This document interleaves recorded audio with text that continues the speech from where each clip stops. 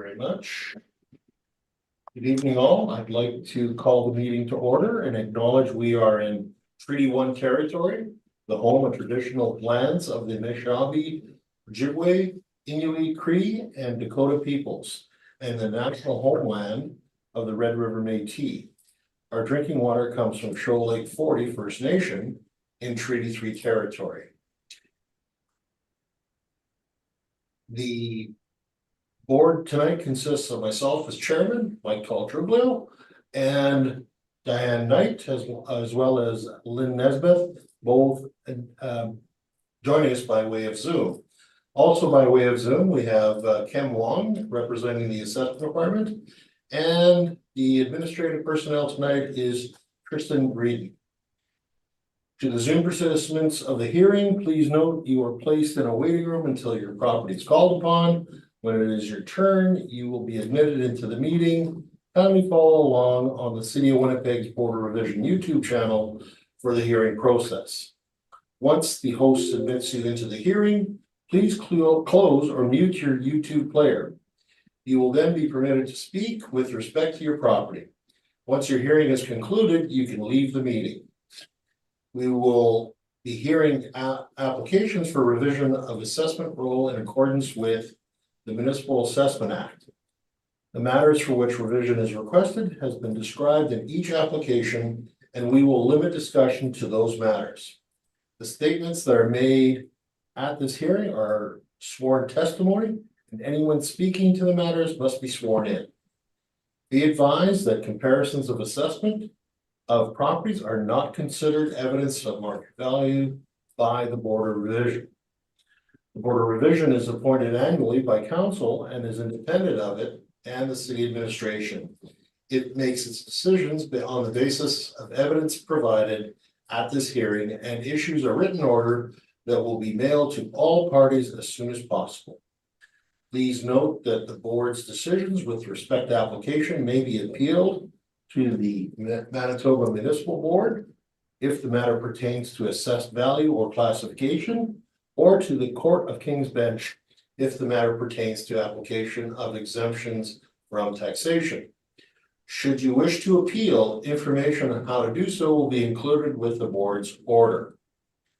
With respect to the hearing, I will confirm the points of appeal with your property to be addressed with each applicant following the swearing in. We will then have the assessor's testimony, followed by questions that the applicant may have, and then the applicant's testimony followed by questions. Each side will have an opportunity to summarize if they wish. Once all evidence about the application has been brought forward, the applicant may leave. The process will repeat for each on the docket today. The session will close after all applications have been heard, and the board will deliberate in private and make its decisions. You will receive board decisions by registered mail as soon as possible. As information, all public hearings are live streamed, recorded, and will be part of the public record.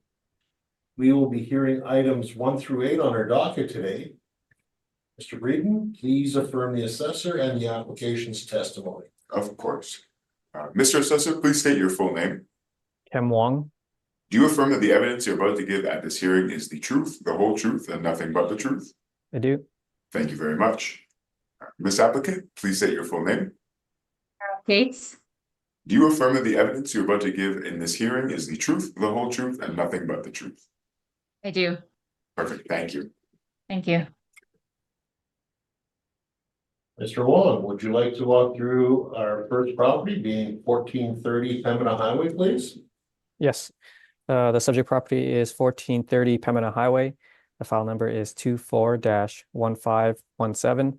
The roll number is 030-805-49000. The roll year is 2025, and the assessed value is $5,417,000. This is a residential apartment that's 2 stories high. It's built in 1955, and it has 49 suites with 30 outdoor parking stalls. On page 3 is a picture of the subject property with its location. Just north of Pembina Highway and Abinogi-Mikina. On page 4 is our income valuation summary. We use average rents of $1,036 to get a potential income of $609,000. We use a 3.1% vacancy to get an effective gross income of $590,000. And we use a 50% expense ratio to get a net operating income of $295,000. Capped at 5.45%, we have an estimated market value of $5,417,000, which is about $110,000 per unit or $103 per square foot.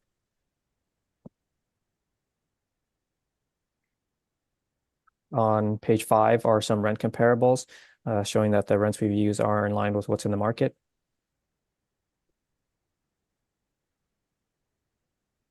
On page 6 are some comparable sales of a couple properties that are similar in age to the subject property and located in the south end of the city, with a sale per unit of about $112,000 to $115,000 a unit.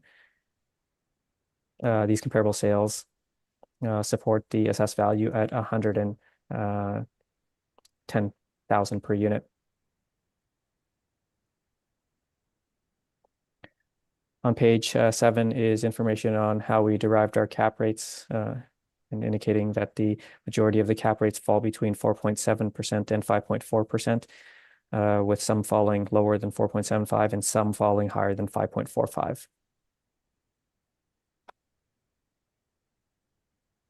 On page 8 are some cap rate sales at range from 3.46 to 5.74%.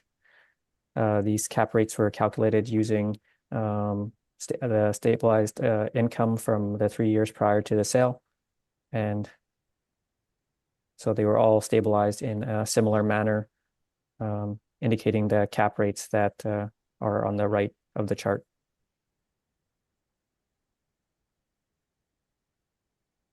On page 10 is the income statement supplied by the owner.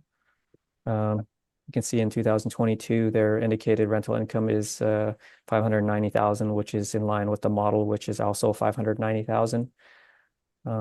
What you'll notice is that in the expenses for the repair and maintenance, you'll see that for 2022, it's $229,000.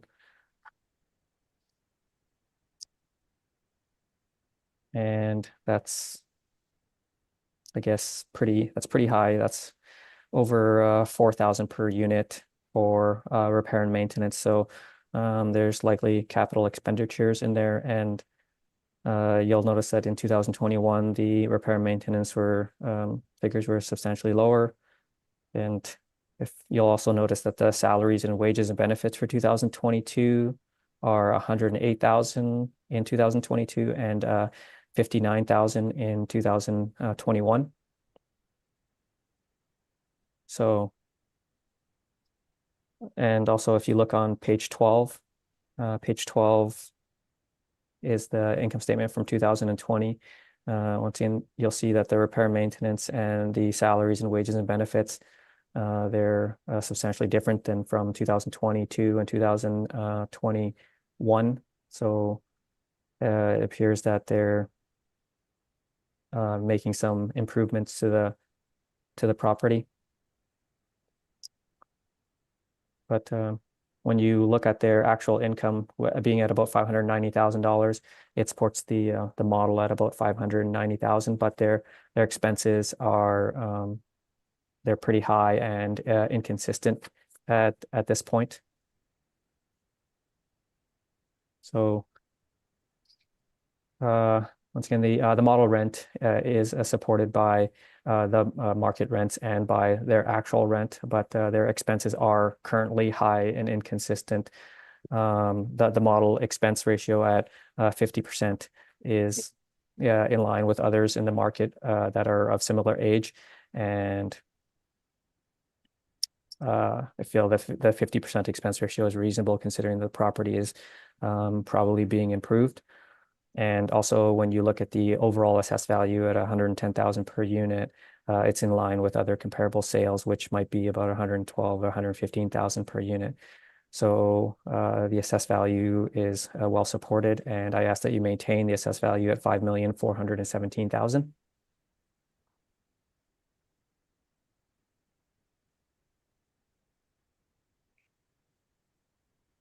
Thank you, Mr. Wong. Ms. Cates, do you have any questions for him at this point? Just a few, thank you. So in looking at your comparable sales on page 6, you have not provided any information to identify these sales, specifically address or approximate location, and you've also not provided any income and expense information in order to look at the income opportunity being purchased here. Is that correct? Correct. These properties, they were sold in the south end of the city. Okay.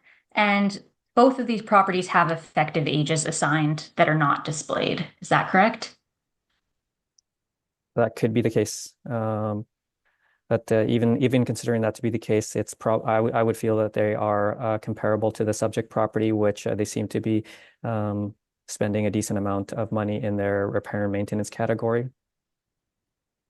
Okay, and you would agree that income producing properties are best valued on an income approach, not a direct comparison approach. Would that be fair to say? I don't know if I would say that. I think typically in valuation, like if you have direct comparables, it's usually the best indication of a value. But I think in valuation, you could use 2 valuation methods, such as income, and you can use the direct comparison approach to try to reconcile any differences that you might have in terms of the income versus the direct comparison. Okay, so I guess just to rephrase a little bit, the position of the assessment department overall would be that income producing properties should be done on income, not direct comparison, correct? Because these properties aren't typically done on direct comparison. We value our properties on the income approach, but in valuation, you can use, I feel it's actually probably appropriate to use direct comparison to try to, I guess, reconcile or validate the accuracy of the approach that you take in your income approach, because within income, you can take different approaches and make different decisions on certain items within the income approach. But if the resulting value is not super representative of market, I feel it's not very good. So, but in this particular case, I feel that the income approach that the model has utilized is supported by market sales, comparable sales. Okay. So on your cap rate table on page 7, in looking at your cap rate range of 4.75 to 5.45%, can you provide any information on the sales that are being used to achieve that range, such as how many sales, location of the properties, etc.? No, I'm not aware of the sales that were utilized in the model in the creation of that the 20th and 80th percentile ranges. Okay, and in terms of your cap rate sales on page 8, you haven't provided the workups as part of your direct evidence, is that correct? No, we haven't provided the workup, but as explained in the workup on page 8, they were stabilized net operating incomes using the 3 years information prior to the sale. Okay. And then in terms of this subject property, when we're looking at age and positive location, would you agree that Corden at 5.74% would probably be the closest match in terms of the sales that you have? I mean, you could that could be one. I would feel that some of the other properties that are of similar age could be very representative as well. And it appears that the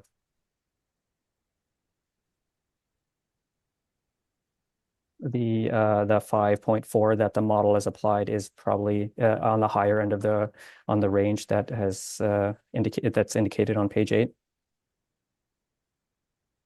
Okay. That would conclude my questions. I would also have some rebuttal to present on the city's cap rates when it's time to present that. Thank you. Thank you very much, Ms. Cates. Ms. Knight, would you like to ask questions of the assessor? No, I do not. Thank you. Thank you.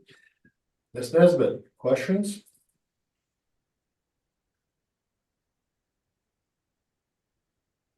You're muted. Sorry. Great, forgot about that. Mr. Wong, you indicated that the R&M budget was quite high for that 1 year and suggested that there might be some capital expenditures. Have you inspected this property or anyone in your department, and do you know what those capital expenditures might have been? No, I don't believe we've inspected it. I don't believe we've inspected the property recently, and we don't have any detail as to what the repair and maintenance figures are comprised of. Okay, so you have an age on this of 1955. So then there is no effective age put on this, right? They've done work on the property, but you haven't got an effective age? Yeah, I don't think we've inspected this property, and in terms of potentially updating the characteristics of the property, Okay, we haven't. We normally would apply an effective age variant if we have open permits for any sort of work that's been done, but sometimes work is done without permits. So in a situation like this where there might be work indicated in terms of their income and expense and their repair and maintenance figures, we may inspect the property just to make sure that the attributes that we have in place in our system is up to date. But Okay. it doesn't appear that we've done so. okay. Did you take a look at the income and expense statement, particularly related to expenses, to see what that expense ratio would have been, kind of making or stabilizing that R&M budget line to see how it lined up against your model? Yeah, I have not. But I mean, if you looked at 2022 and 2021, for example, their income is 590,000 and their expenses are 562,000. That's pretty high. I mean, that's probably in the 80 or 85% range, I think. Right. And that's definitely not normal for for an operation. Like I said, normally a normal building like this would be in the neighborhood of about 50%. And if this property has been improved, which it looks like it might be, the 50% is, I would say, it's very reasonable for the property, for the subject property. Okay. And one last quick question on your workup on page, I have to find the page number, 3, 4. You give a market value per suite of about 110,000. Is that for this type of property? Is that like, I don't have a sense right now. Is that high, low, normal? Like, how do I measure that number?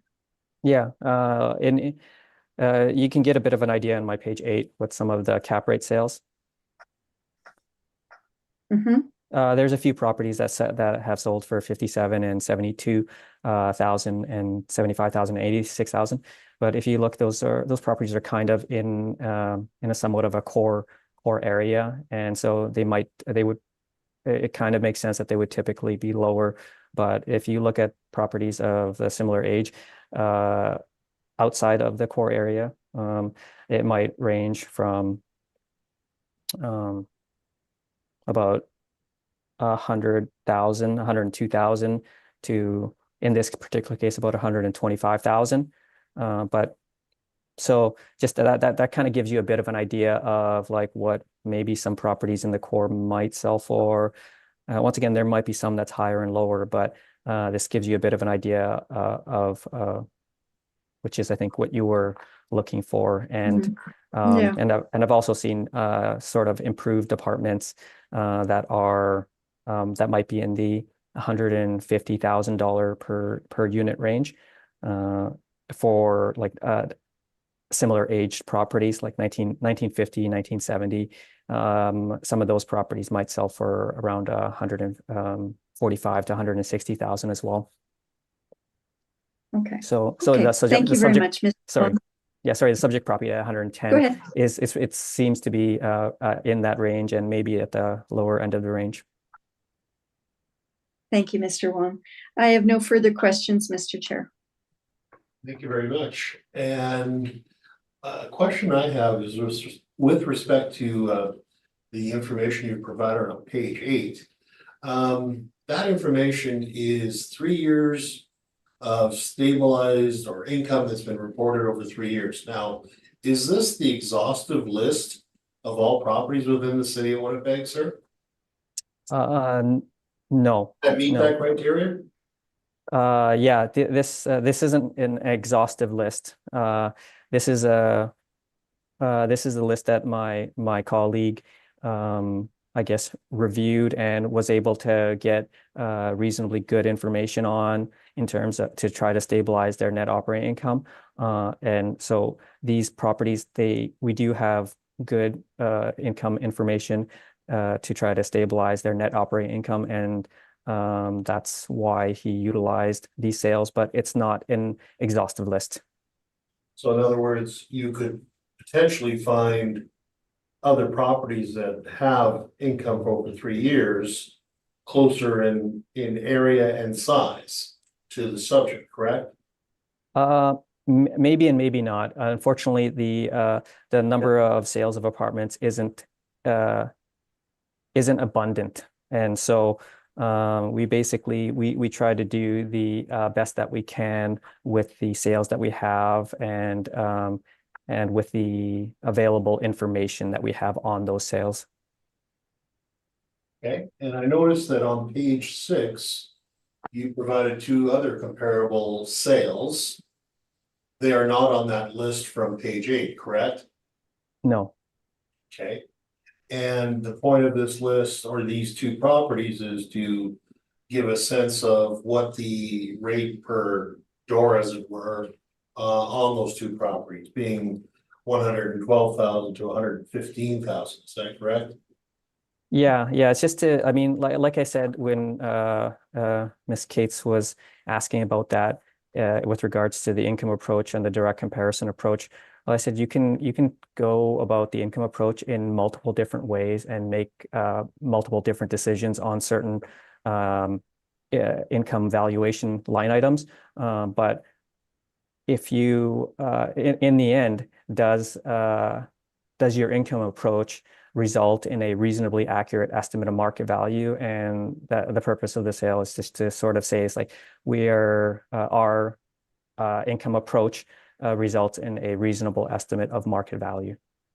Okay. Now, going into page 7, where you have the city's 20th percentile to 80th percentile cap rates, is it fair to say that all sales of apartments are analyzed by the model at this point? I can't really say what sales were utilized. Which ones were utilized, but I'm assuming all the sales that were that took place would have been analyzed by the market or by the model. Is that not correct? I'm not 100% sure about that.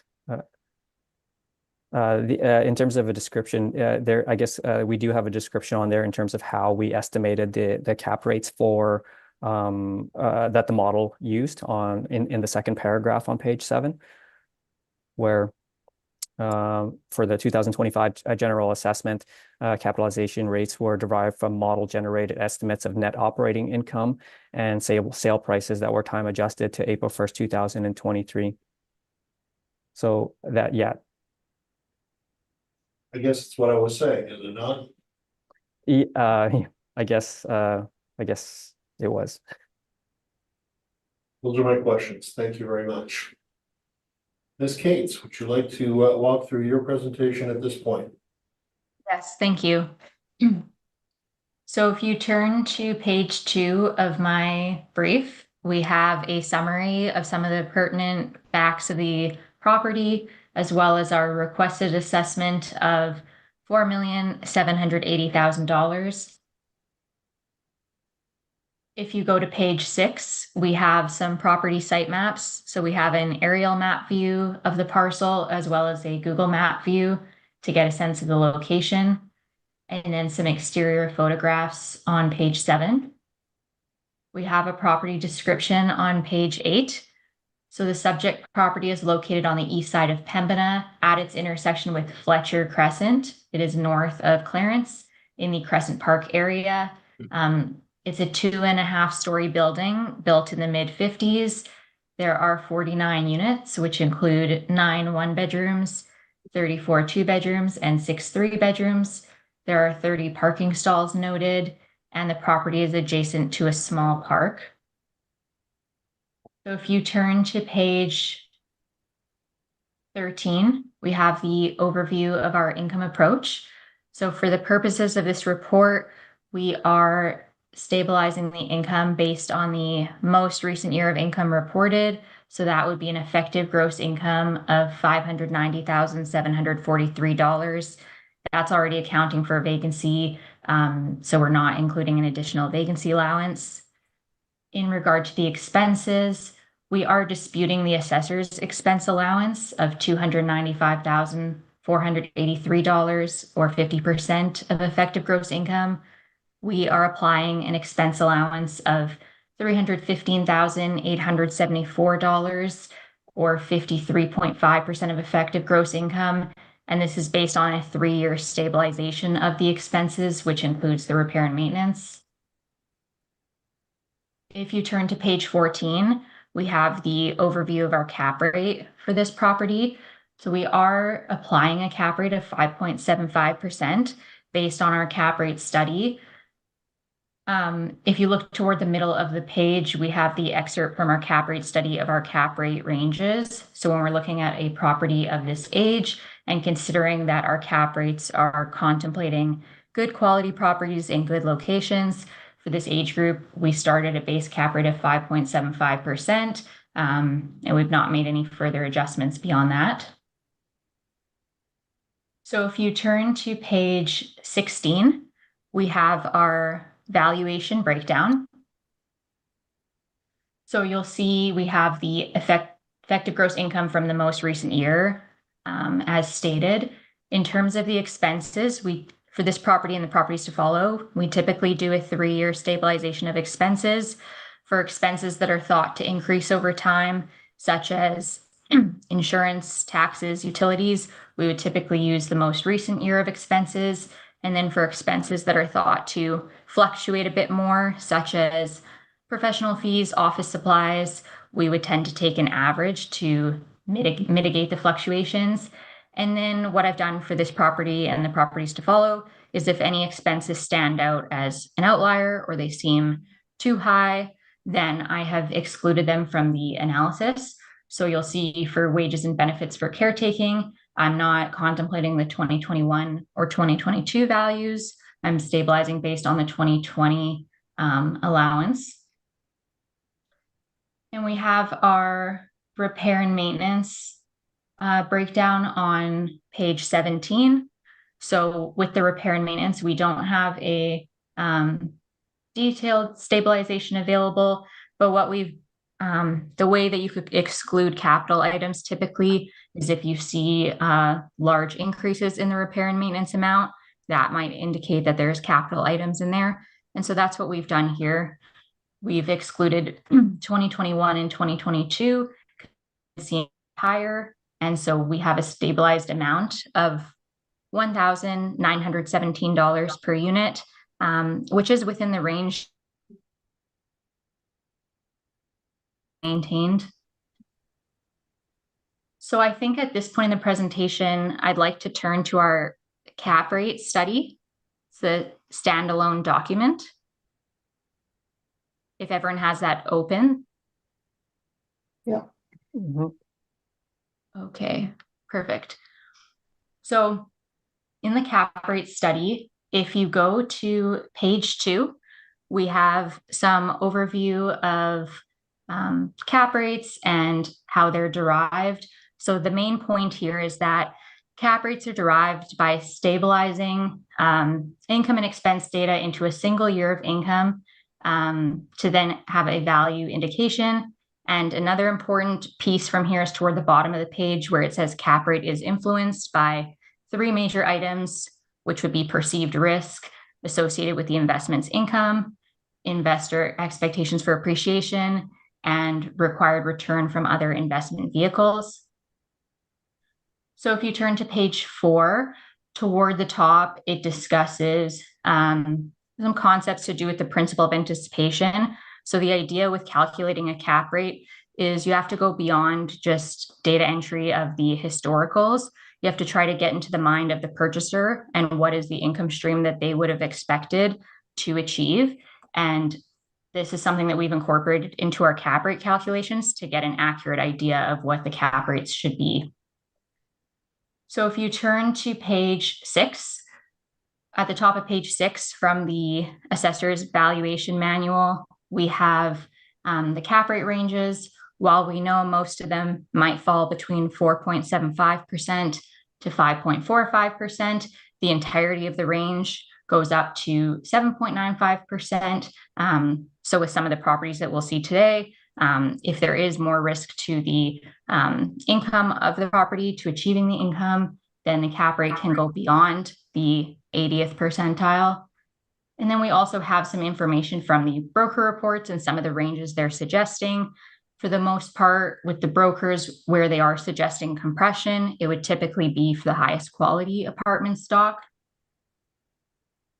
On page 7, there's some text regarding borrowing costs, but the takeaway from this point is just the cap rates and the interest rates don't necessarily move one-to-one, but the point is that if we're doing an April 1, 2023 valuation for real estate for apartments, if an investor at that date could get a low-risk government bond for 4.5%, then it doesn't necessarily logically follow that they would choose to invest in real estate, which is moderate to high risk, at that same rate. So based on that, I would suggest caution when looking at some of the city's cap rates that are coming in 4.5% and below, because those cap rates typically speak to the purchaser purchasing a different income opportunity than what's in place. If you go to page 10, this discusses some of the factors that we may look at for adjustment. So this would be subject property specific, and we're not necessarily doing a ton of adjustments today for the docket. And then finally, on page 12, we have our cap rate sales. So our cap rate sales indicate a range of 5.26% to 7.11%. We're using sales from 2023 back to 2020, but we aren't looking beyond that. And then we have our calculations to follow that cap rate table. So I'll just go back to the main brief just to tie up my presentation. So back to the main brief on page 16, we're using a net operating income of $274,869 with a 5.75% cap rate. We have a rounded value of $4,780,000. The income approach is the most relied upon approach for income producing properties. This is something that's agreed upon.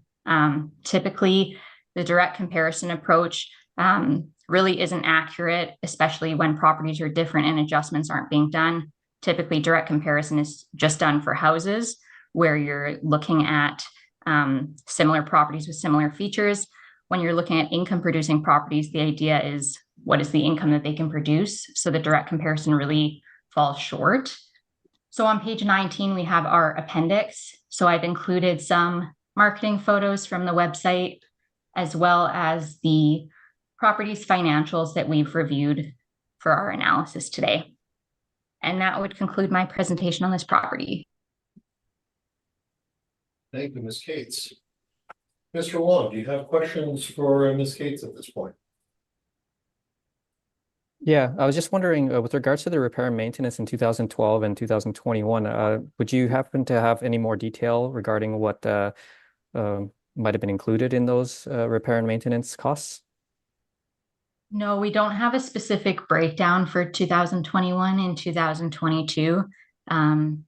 Typically, yeah, owners don't necessarily provide detailed breakdowns. So in this case, because I wasn't sure what was in it in 2022, I've just not included it in the analysis.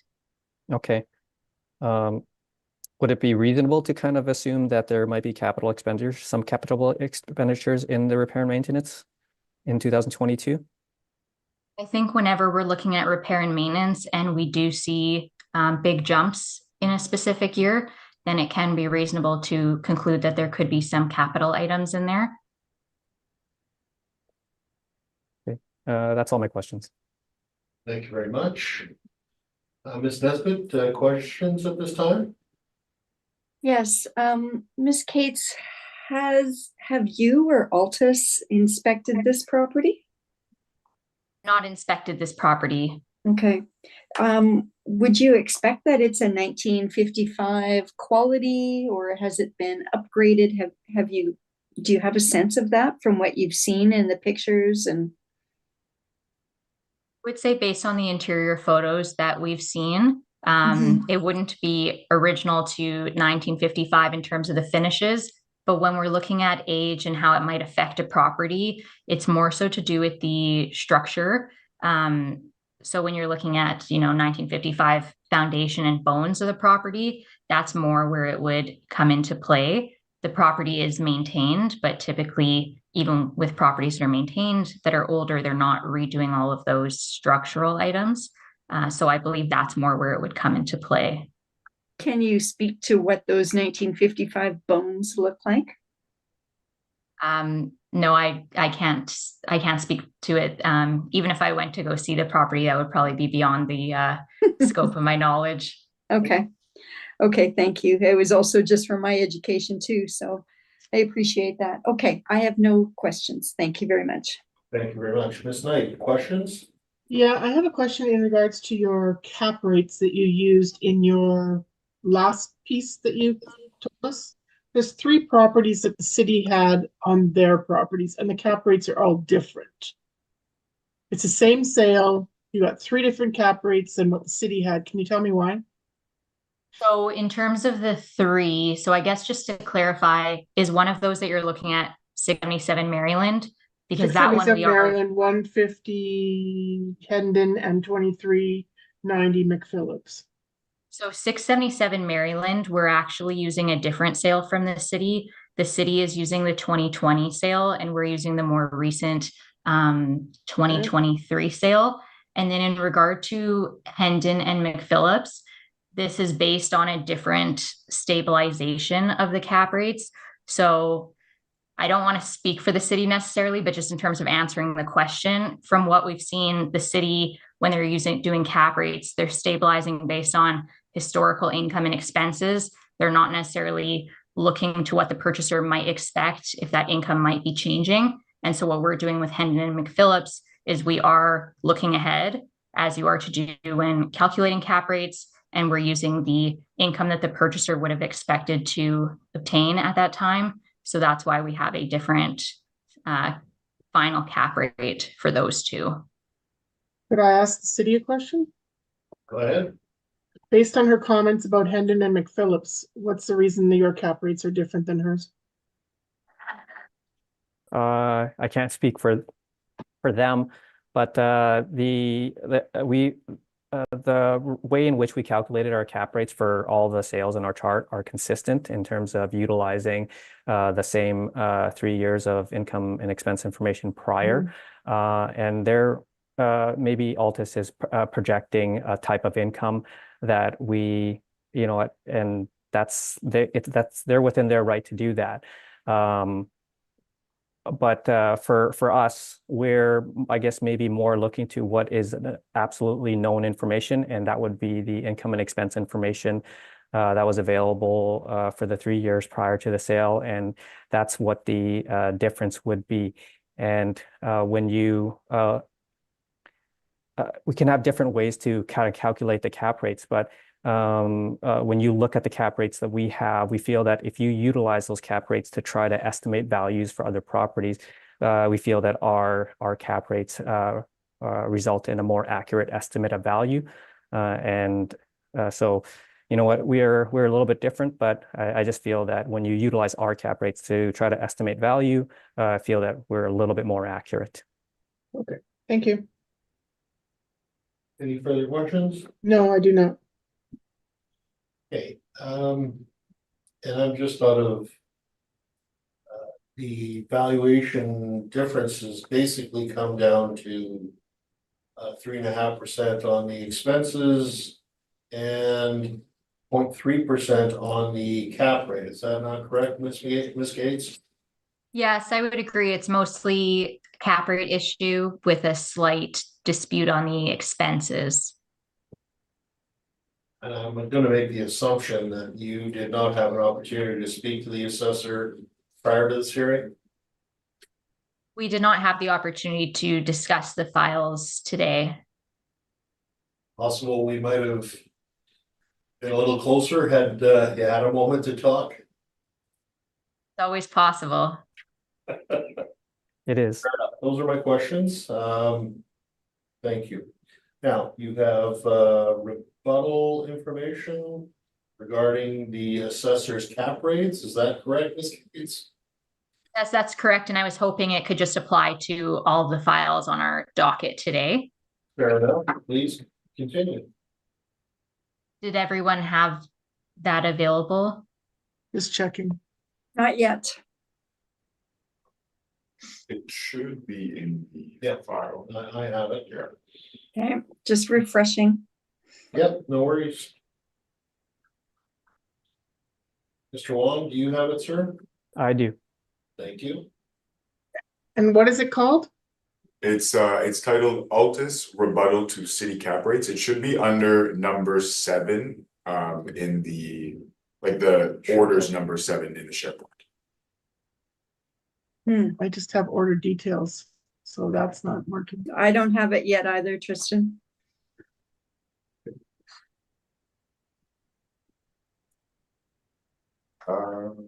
It's in there. Could you just try reopening the SharePoint maybe, or it's not? I Sure, did, it's not I'll there. reopen, sure. I have it on this end, ladies.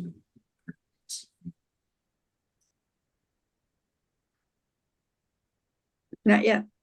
No,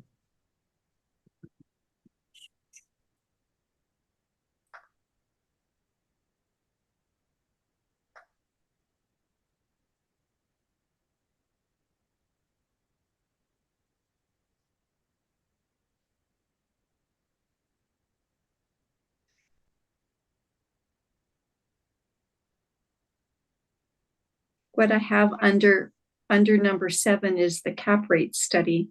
I don't have the rebuttal. It should. Yeah, it says it's showing up that it was sent on my end, so I'm not. sent today, Yes. Sorry, because sent everything where? else is November 4th. Sent where, Tristan? Into the SharePoint. Okay. Yeah, Yeah, it's not there. not there. Okay. I could send it to your guys' emails if that's all right. Okay, Sure. Yeah. Okay, for sure. It worked for me. Okay.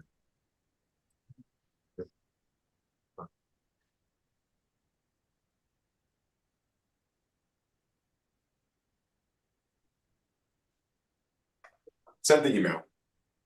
Thank you.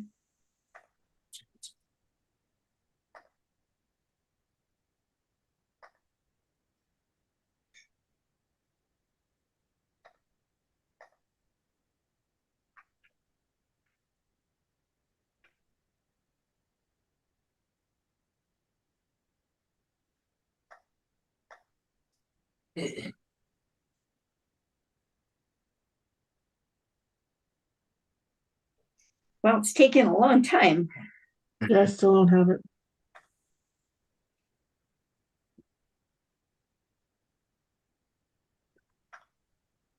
Oh, got it. Perfect. Snake, do you have it? I'm looking. Thank you.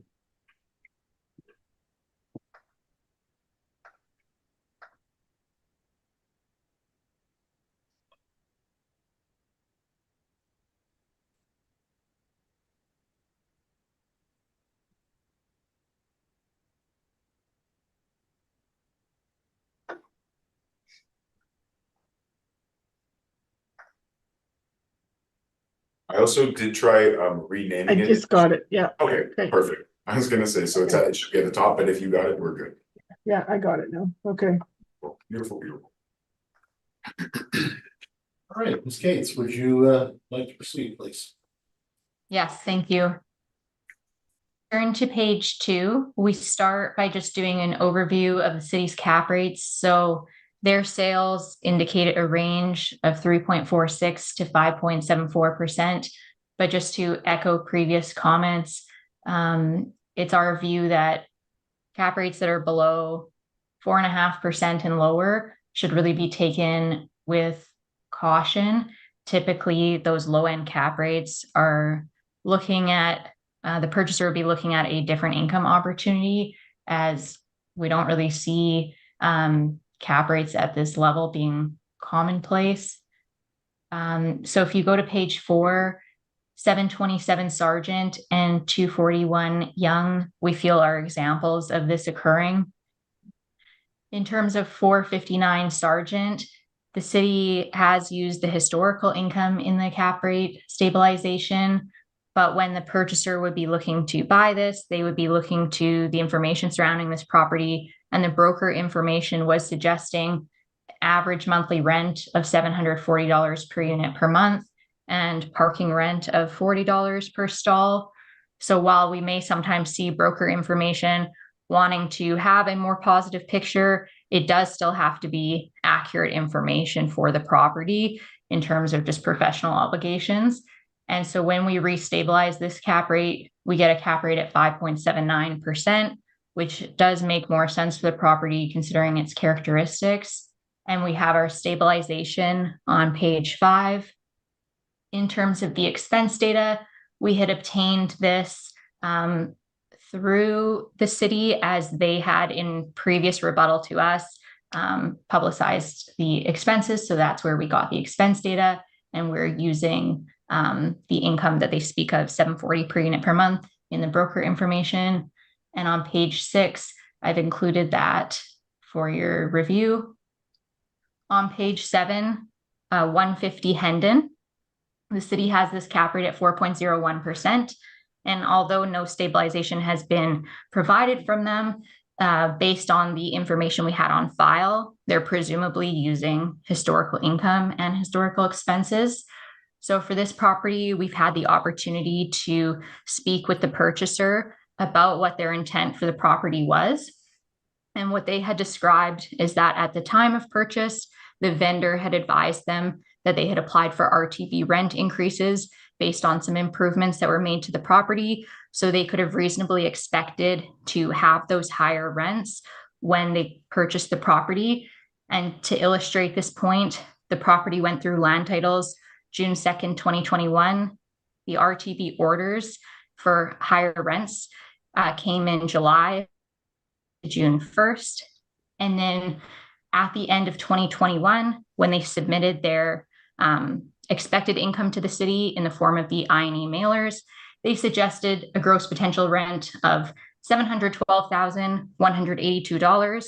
And then to further illustrate that what they expected to be actually became is that at the end of 2022, in their first full year of operating the property, they had achieved a fairly similar value. And so when we recalculate that cap rate, we get a cap rate of 5.42%. And so that stabilization is available on page 8. And we also have the RTB orders to follow that. If you go to page 22, I'll just jump ahead here. Page 22, 677 Maryland. As mentioned earlier, the city is using an older sale of 2020. We feel it would be more accurate to use the more current sale, and it is almost right at the reference date. And we get a cap rate of 7.11%. We note that even if the city NOI was used with the 2023 sale, the cap rate would still be in the 6% range. 2390 McPhillips, the city calculates at 4.71%. This property was purchased by a REIT. They were able to see that the rents were below market based on comparison with CMHC market rents. And when we recalculate that cap rate, based on CMHC rents, we get a cap rate over 5%. And then we also have some comments on some of the older sales, 700 St. Mary's and 32 Arden, that there may have been some intention to renovate. And that would conclude my rebuttal presentation. Thank you. Thank you, Ms. Cates. Any questions, Mr. Wong? No questions. Thank you. Ms. Knight, do you have any questions at that point? No, sir. Ms. Nesbitt, questions? I have no questions. Thank you. And I think I'm good in this one also. So thank you for the presentation at this point. Any final comments by either party? No, thank you. Ms. Cates? I'm good as well. Thank you. Thank you very much. All right, this concludes this particular property. And we will move on. Item 2, 1472 Pembina Highway. Mr. Wong, would you please walk through your presentation at this point? Yes, the subject property is 1472 Pembina Highway. The file number is 24-1439. The roll number is 030-806-26000. The roll year is 2025, and the assessed value is $1,736,000. This is a residential apartment that's 2 stories high. It was built in 1959 and has 17 suites with 16 outdoor parking stalls. On page 3 is a picture of the subject property with its location. Once again, it's near, it's on Pembina near the south end of the city. On page 4 are a couple interior photos, or on page 4 and 5. But you'll note on page 4 is just a description from an advertisement indicating that the units have been completely modernized in 2023.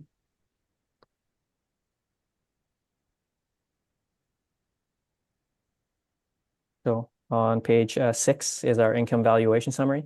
We use average rents of $873 to get a potential income of $178,000. We used a 3.1% vacancy to get an effective gross income of $172,000. And we used a 49% expense ratio to get a net operating income of $86,000, kept at 5%. We have an estimated market value of $1,736,000, which is about $102,000 per unit. On page 7 are some rent comparables showing that the rents we've applied are in line with what's in the market. On page 8 are a couple of comparable sales that range from $112,000 per unit to $115,000 per unit, which I feel supports the assessed value at $102,000 per unit. On page 9 is information on how we derived our cap rates. And on page 10 are some cap rate sales that range from 3.46 to 5.74%.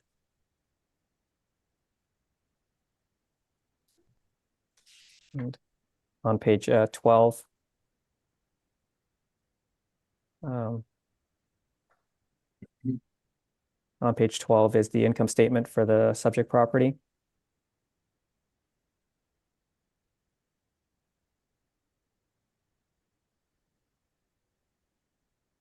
And on page 14 is the 2021 income statement for the subject property.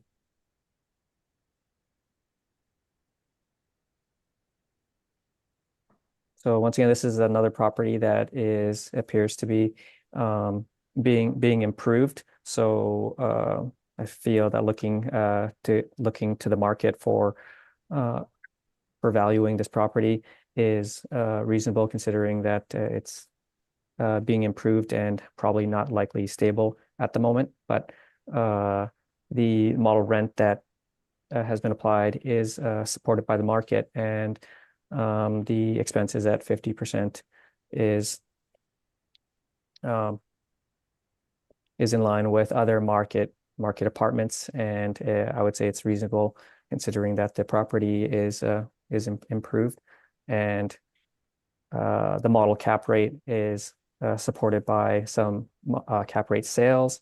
And when you look at the overall assessed value at about 102,000 per unit, it's supported by comparable sales. And once again, it's reasonable considering that the property has been improved. So I ask that you maintain the assessed value at 1,736,000.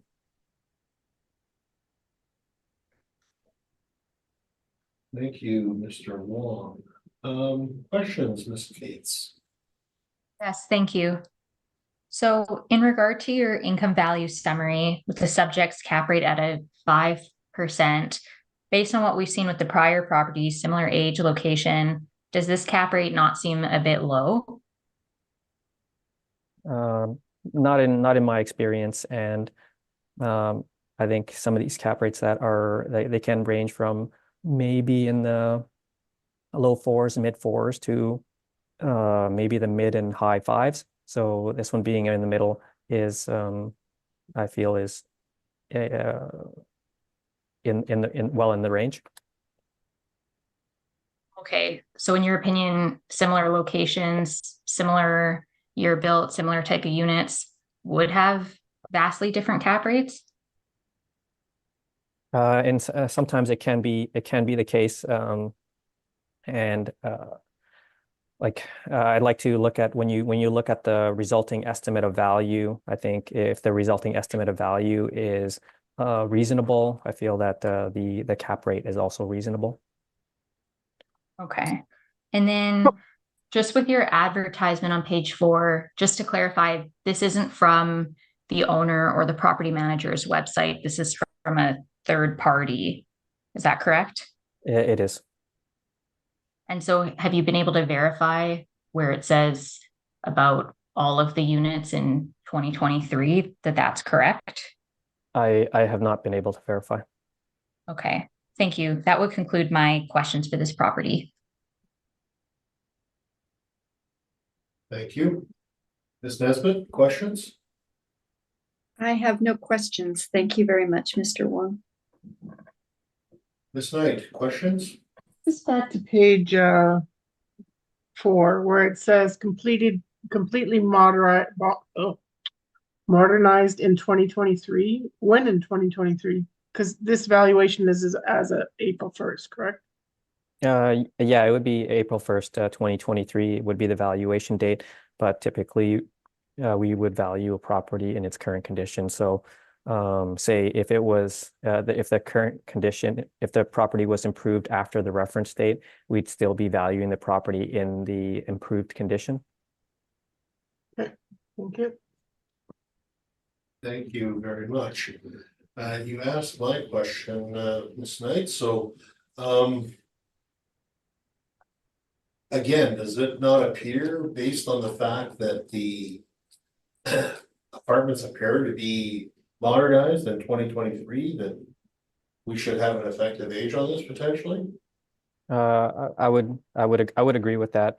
Unfortunately, when I'm looking at some of the with some of the properties that we've had, it seems like the rate at which some of the apartments are being improved is kind of outpacing I guess our department's ability to keep up with those improvements, and in terms of more up-to-date property records. But I think we're gonna I guess after the appeal season, we'll probably look to try to be a little bit more up to date on some of the properties that appear to have been improved. Fair enough. And just, yeah, maybe it's just I'm looking at your income on page 5, I guess it's 6, sorry. Your income approach. And you've got a gross potential rent of 178,000, correct? Yes. All right, and then when we look at the actual from 2022. See quite a bit different number from being reported. And different, now, again, this is a model-driven valuation, correct? Yes, it is, and this might be an indication in terms of the property being improved with the income being say a little bit over 100,000 in 2022, but the income in 2021 is actually about 170,000, and so I think it's just an indication that there, like a drop in income like that doesn't happen because people just decided to leave, is I would think. And I think they're making an effort to improve the property with the noticeable drop in income from 2021 to 2022. But it appears that somewhere between 2021 and 2022, 23, I guess. They were making some changes to the units, therefore potentially increasing the value based on the fact that there were renovations done or are being claimed to have been done on all that we call units. Yeah.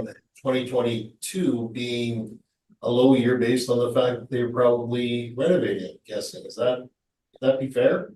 The thing is, I can't say for sure without inspecting the property, but that's what it would seem like. And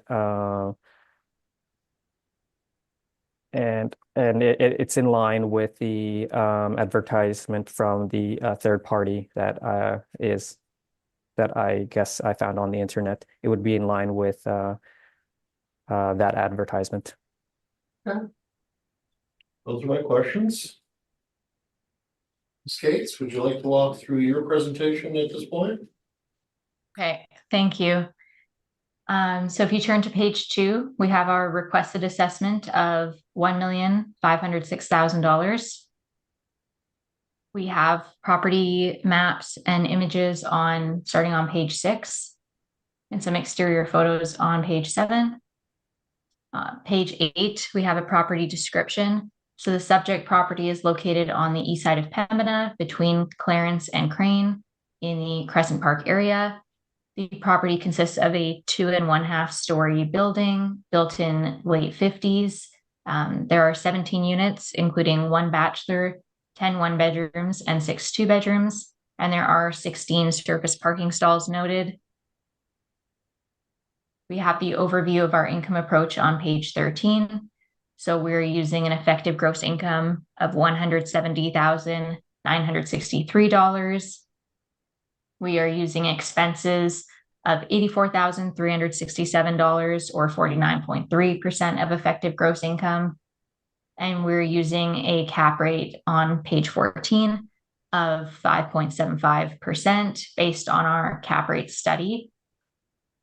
So if you turn to page 16, we have our valuation breakdown. So we are stabilizing based on the 2021 income due to some inconsistencies in 2022. So we have an effective gross rent. We're also accounting for laundry and parking income, and we've done an average of the miscellaneous income because miscellaneous income tends to vary. So that gives an effective gross income of $170,963. We've done a 3-year stabilization of the expenses. And I went and calculated the proper taxes for 2022 just because they were varying a bit as well. And so that gives us a net operating income of $86,596 with a 5.75% cap rate, gives a rounded value of $1,506,000. The repair and maintenance is on page 17. So we do have a more detailed breakdown of these figures. So we have an average of $1,327 per suite, which is on the lower end. And then on page 20, I have some older marketing photos. This was from their website previously, though the website is currently down. So this is from the past cycle. So some of the units may be updated beyond, but typically you can't upgrade all the units in a year. You have to upgrade upon tenant turnover, which is why I question the advertisement a little bit. And then I've also included the financials that were used in the valuation. And that would conclude my presentation. Thank you. Thank you, Ms. Cates. Questions, Mr. Wong? No questions. Thank you. Ms. Knight, questions? No, sir. Thank you. Ms. Nesbitt, please, questions if you have. Just a quick question again. I note that your NOIs are within a couple $100 of each other. You agree, but your gross income, so the approaches are very similar all the way down to cap, and so it's really a cap issue. So Ms. Cates, again, you're relying on your cap rate study to arrive at that 5.75? Yes, using the cap rate study. And that would not take into account then the fact that this property has been upgraded or most likely upgraded? Yeah, in looking at some of the assessor's evidence following the submission, yeah, it does look like some of the units have been upgraded. But when we're looking at a building that was built in the 50s, even when we do see other properties that maybe have an effective age, you might go up 15 years or so. So I still believe the 5% cap rate is too low, even given renovations. I believe a property like this should be in the range of 5.5 or 5.75. Yeah, but I do agree that yes, after I've been able to review the assessor's submission, that yeah, it does appear that some renovations have occurred at the property. All right. Thank you very much, Ms. Cates. No further questions. Thank you so much.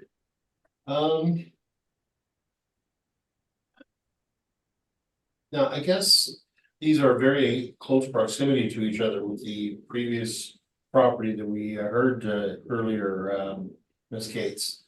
There's a 32 suite difference. Do you think that that might affect some of the cap rates with respect to that, or what are your thoughts on that?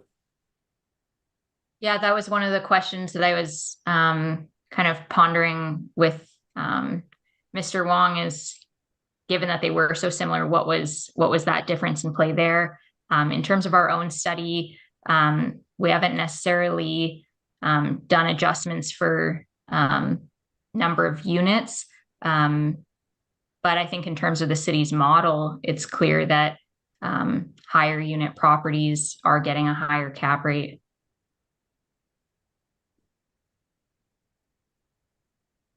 Fair enough. Those are my questions at this time. Thank you.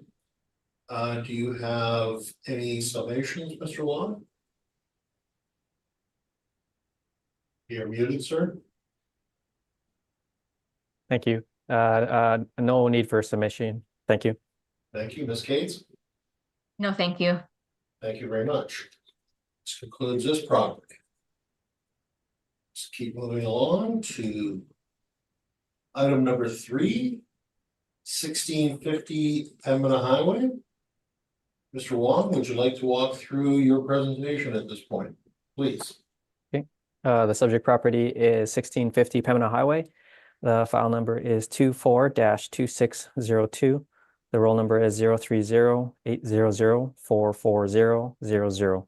The roll year is 2025, and the assessed value is $8,589,000. This is a residential apartment that's 5 stories high. It's built in 1962 and has 75 units with 95 outdoor parking stalls.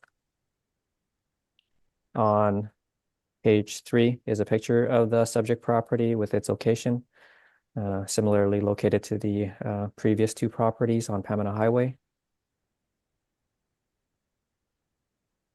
On page 4 is a advertisement for the property. This is, it's also indicating that the suites are newly renovated. And on page 5 are some interior pictures from the ad.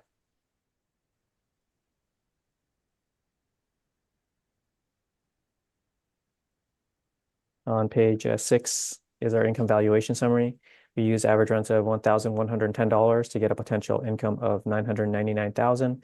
Use a 3.1% vacancy to get an effective gross income of $968,000, and we use the 48% expense ratio to get a net operating income of $493,000.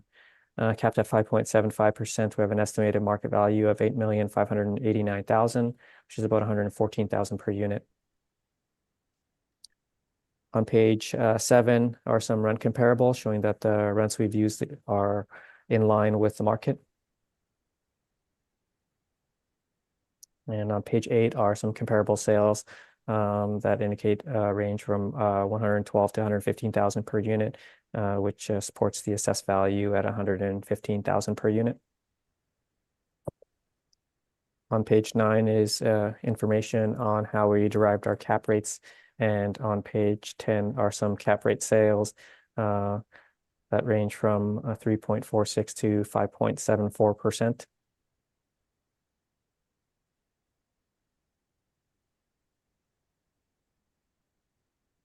On page 12 is the income statement for the subject property for 2022. And on page the remainder of the brief are the income statements from the property owner. So similar to the other properties, it appears that this property is transitioning. The renovations were recently done, it appears. And things appear to be ongoing with regards to in some of their expenses. They're indicating like some reasonably high vinyl plank flooring replacements. So they appear to be improving the property. With that being the case, I think looking to the market for value in this property is reasonable. And when you look at the model rent that we've applied, it's supported by market rents, and as it turns out, it's also supported by the actual rents of the subject property.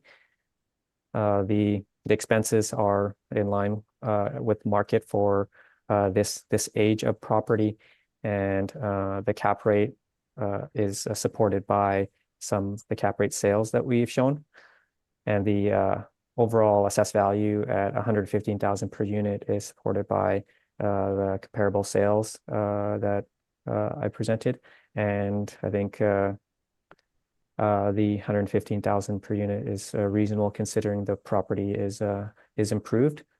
So having said that, I ask that you maintain the assessed value at $8,589,000. Thank you, Mr. Wong. Ms. Cates, questions? Yes, thank you. So on your income value summary on page 6, you have an expense ratio of 48.99%, but you have indicated looking at the property's financials, which demonstrate higher expenses. So had you considered any adjustments based on that? No, I didn't look at the property, the expenses. I felt that the expenses that the model utilized at 49% is reasonable for a property that has been improved, and I'm not sure if this property were to sell, if they would sell for using expenses that were in excess of 50%, and so I feel that the expense ratio that the model has applied, I think, is reasonable to use 48 or 49% in terms of trying to estimate the fair market value. So in your view, a purchaser wouldn't look at the expenses that were incurred? buy the property, even if they're higher than 49%? I think they might look at it, but they would also look at it from their own standpoint, and they could potentially operate it in a better manner. And like you might have mentioned earlier that some advertisements for apartments for sale, they might tend to. I don't think they would utilize these types of maybe higher expenses. They would probably paint a rosier picture of the expenses to try to sell the property for probably a reasonably high value. So I feel that 49% is reasonable, considering I guess that the property is, it appears to be in fairly good condition. Okay, thank you. That would conclude my questions. Thank you very much. Ms. Nesbitt, questions? Mr. Wong, I was also looking at the income and expense statements that you've included on the back, 2022, 2021, and 2020. And it does refer to operating or expenses. I'm sure some of those would be capital expenses, though. Would you say that's the case? Yeah, it appears that some of it is capital, and I'm not sure if the property is sort of stable, and I'm not sure if these would represent stable operation and therefore a stabilized net operating income. And if it doesn't necessarily represent a stable net operating income, I'm not sure if it would result in the most accurate estimate of value. Yeah, just looking at the numbers that they're presenting, their operating expenses, which they call operating expenses, so I'm not sure if they all are, kind of was 53.7% in 2022, 45.8% in 2021, and 75.3% in 2020. So that goes to your point that the building is in a little bit of flux, or at least was. Yeah, it appears to be sort of transitioning, and I'm not sure if the operations are stable, and especially maybe for valuation purposes. I'm not sure if it's quite stable enough for that. Okay. Okay, thank you, Mr. Wong.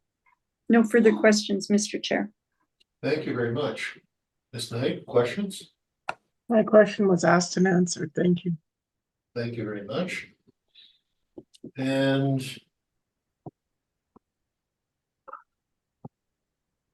I think I do not have any further questions myself, so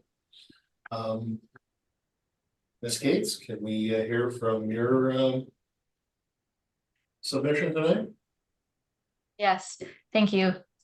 So if you turn to page 2, we have our requested assessment of $8,024,000.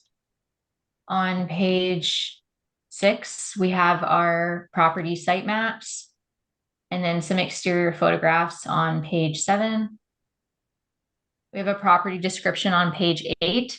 So the subject property is on the east side of Pembina, south of its intersection with Manahan Avenue in the Crescent Park area. The property is a 5-story building built in 1962. There are 75 units, including 1 bachelor unit, 12 one-bedroom units, 61 2-bedrooms, and 1 3-bedroom. There are 95 surface parking stalls noted, and the property is river adjacent. We have the overview of our income approach on page 13. So we are applying potential market gross rents of $987,180 or $1,097 per unit per month based on the actual stabilized income. We are applying a market vacancy rate of 3.1%, and we're applying expenses of $544,433 or 54.1% of effective gross income. And that is based on a 3-year stabilization of the expenses and a 5-year stabilization of the repair and maintenance. On page 14, we have our cap rate overview. So based on our cap rate study, we are using a cap rate of 5.75%, and this is undisputed. If you go to page 16, we have our valuation breakdown. So with our potential market gross rents and accounting for other forms of income, we have an effective gross income of $1,005,831. With our stabilization of expenses, that includes a stabilized repair and maintenance of $2,104 per suite, which is within range of what we're seeing across a lot of properties for repair and maintenance. Expenses have continued to go up. So realistically, repair and maintenance for a standard apartment in the range of, $1,800 to $2,200 probably makes sense. So we have total expenses of $544,433, gives us a net operating income of $461,399. And with a 5.75% cap rate, gives a rounded value of $8,024,000. We have our detailed repair and maintenance breakdown on page 17. So items have not been included in the stabilized amounts. These are so top line items that might be capital expenditures have not been included, as well as any other items that seem a bit high, seem like they could be outliers, and potentially include some capital in there as well. So based on that, get a value of $2,104 per suite. And then the appendix starts on page 20. I've included some marketing photos from their website of the units. So I would say the property is well kept, but the units from what I'm seeing from their official website are fairly basic. There are some that are going to be renovated a bit more than others, as you'll see on page 23.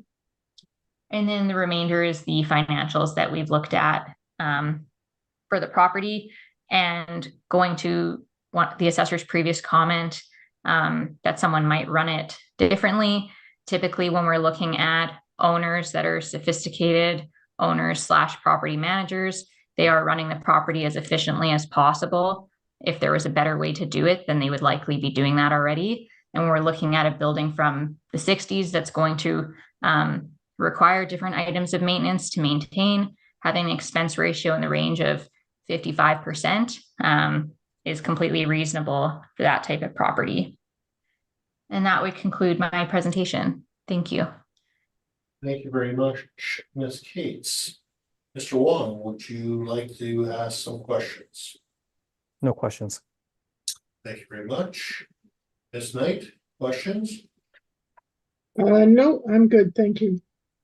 Thank you very much. Ms. Nesbitt, questions? Yes, I do. Ms. Cates, I think you indicated, and please correct me if I got the numbers wrong, that 18 to what per suite would be considered reasonable? Say for a standard market apartment, 1,800 to 2,200. If we're looking at a row house, you could get a lot closer to 2,500 to 3,000 a unit. But especially with what we've seen with trends, especially 21, 22, wages for trades people are more expensive. Everything's more expensive. So it does make sense that the repair and maintenance will go up from prior cycles. But I would say in that range would make sense for a well-maintained property. Okay. And did you bring any evidence to substantiate that? I'm just looking, like you say there's the trends, like does Altus collect this information? Do you have this information, evidence about that? I'm just trying to get a sense. Mm-hmm. Yeah, we do have the information across just the different apartments that we review. It's not something that we're compiling and submitting as a separate document of evidence, but I think you'll see throughout the rest of the properties that we're going to be looking at, specifically like 1750 Pembina, and then some of the other properties that operate as a complex. I think you'll see that it is a trend of those higher repair and maintenance for those well-maintained properties. But no, I didn't submit a separate study regarding the repair and maintenance. Okay, because I am, this is one of the higher ones. So, well, I guess item number 1 is similar to that. So, okay, thank you. I'm just kind of keeping note of that. Thank you very much. Thank you. Basically, it looks like we just have a small difference in income and about a 5% difference in expenses. In this particular instance, correct? Yes. Okay.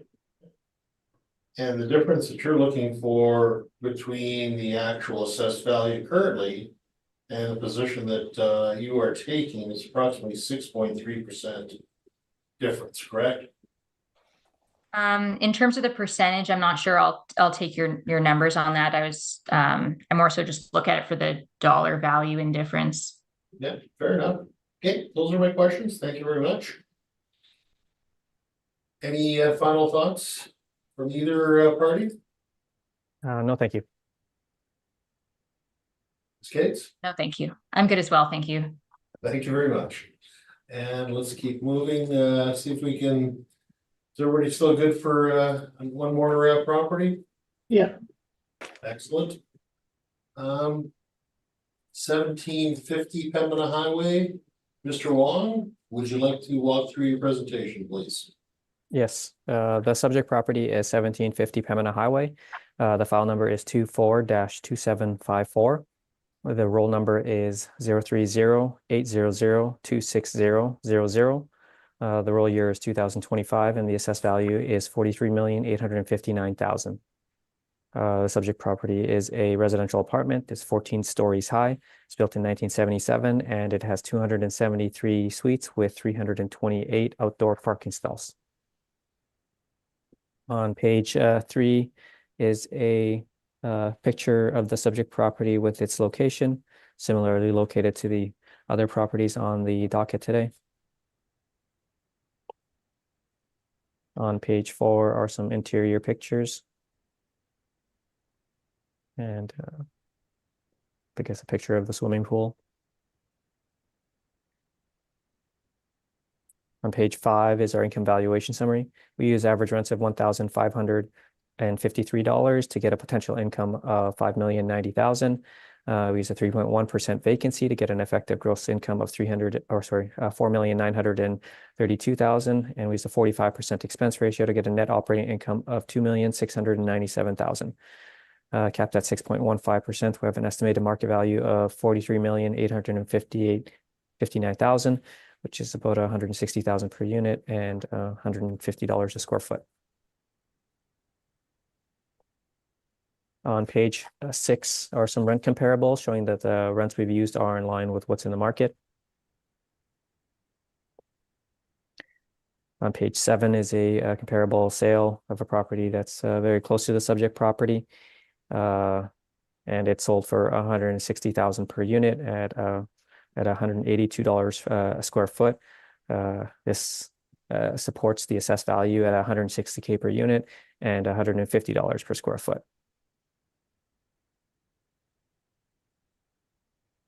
On page 8 is information on how we derived our cap rates, and on page 9 are some cap rate sales that range from 3.46 to 5.74%.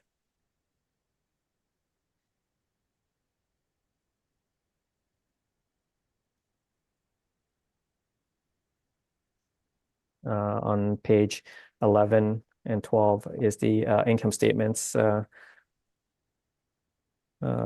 supplied by the property owner.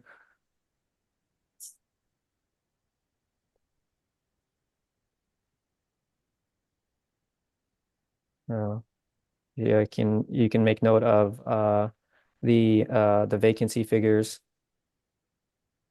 of 156,000 and 189,000 in 2021. But when you look at on page 12, the vacancy figures are 143,000 in 2020 and 21,000 in 2019. So it appears that there is some vacancy, and this corresponds with the repair and maintenance, or the maintenance and decorating. which on page 12, in 2019, it goes from 743,000 in 2019 to 1,394,000 in 2020 and 1,520,000 in 2021, and then 1,600,000 in 2022. So once again, the subject property appears to be transitioning into maybe an improved apartment, and so the rents and the rents and the expenses aren't quite stable yet. So I think using the market to try to estimate a value for this property is reasonable.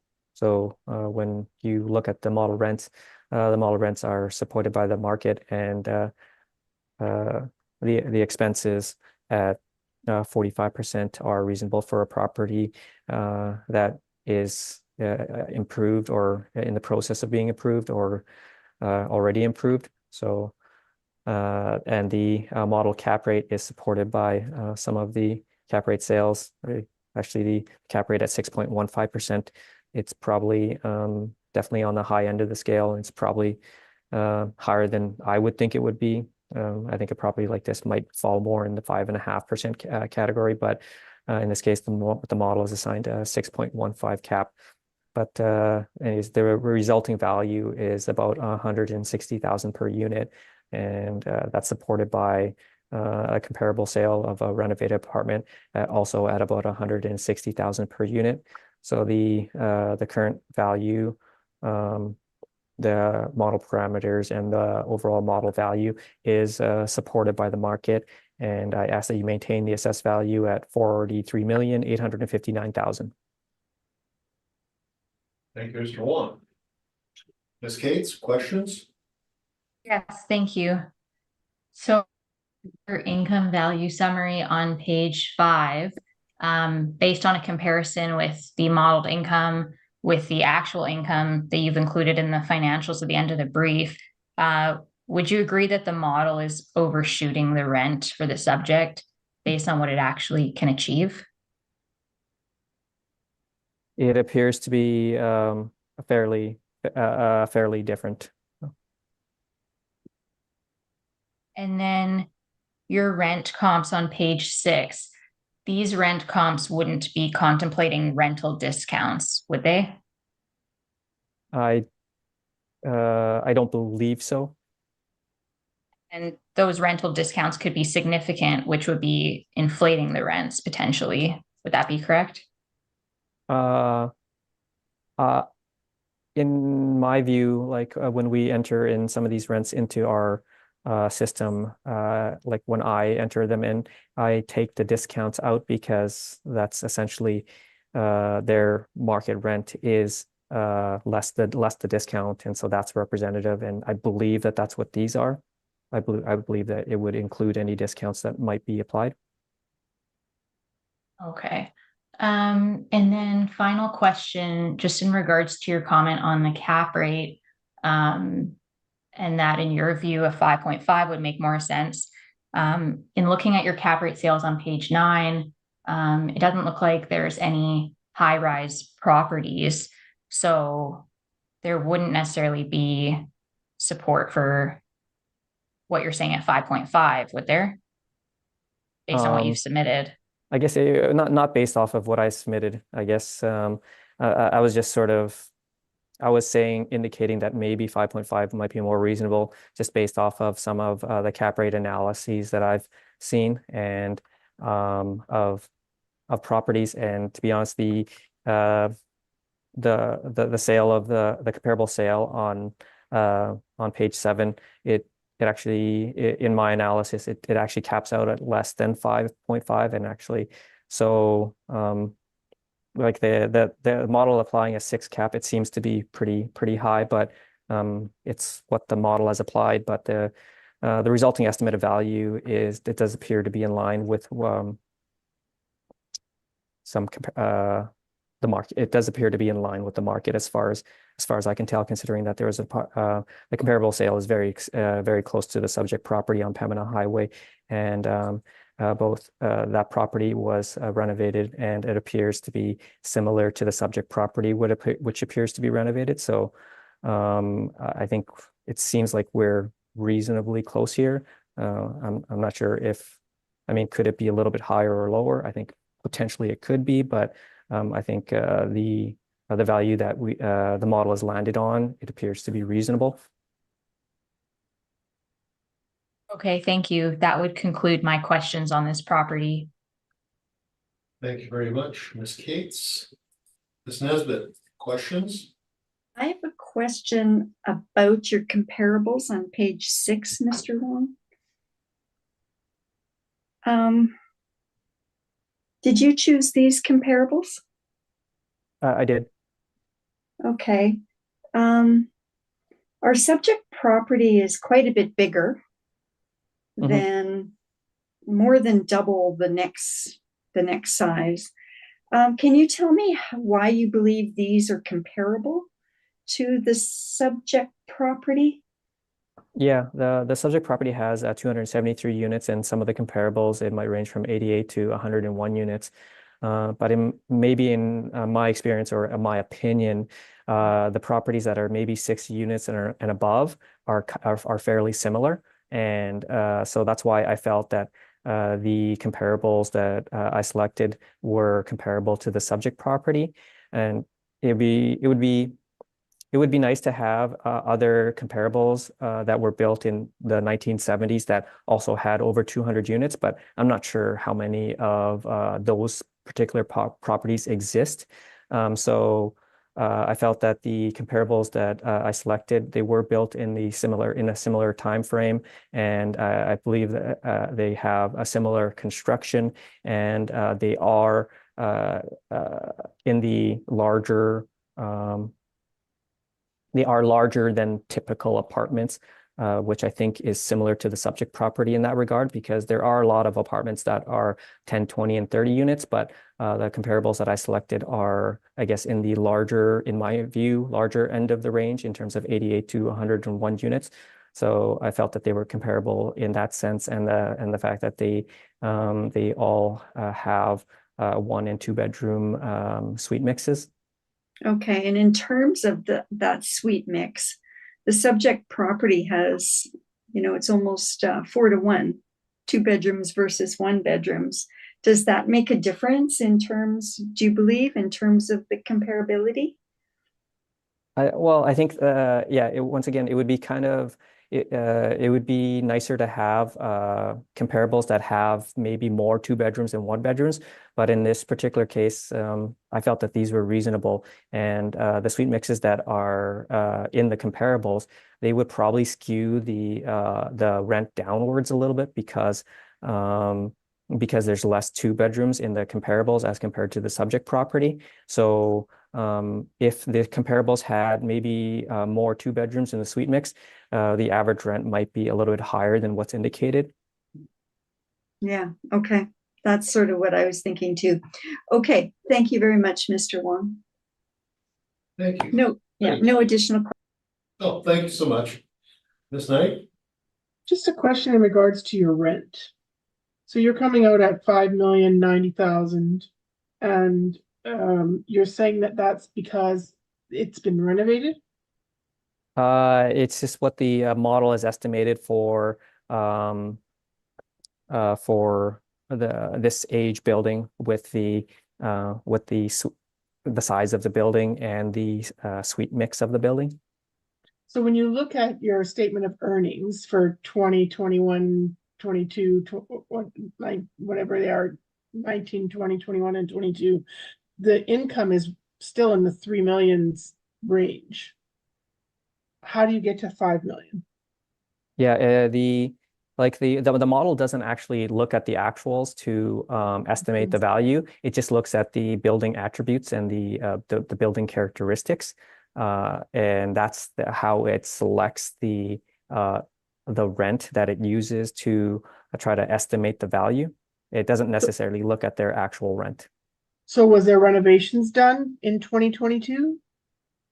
Um, I can't say for sure. I have not inspected Okay. the property, Okay. but when I look at the repair and maintenance, in 2019, it go from Mhm. 743,000 to 1.39 million in 2020, and then 1.5 million in 2021, Right. and 1.6 million in Right, 2022.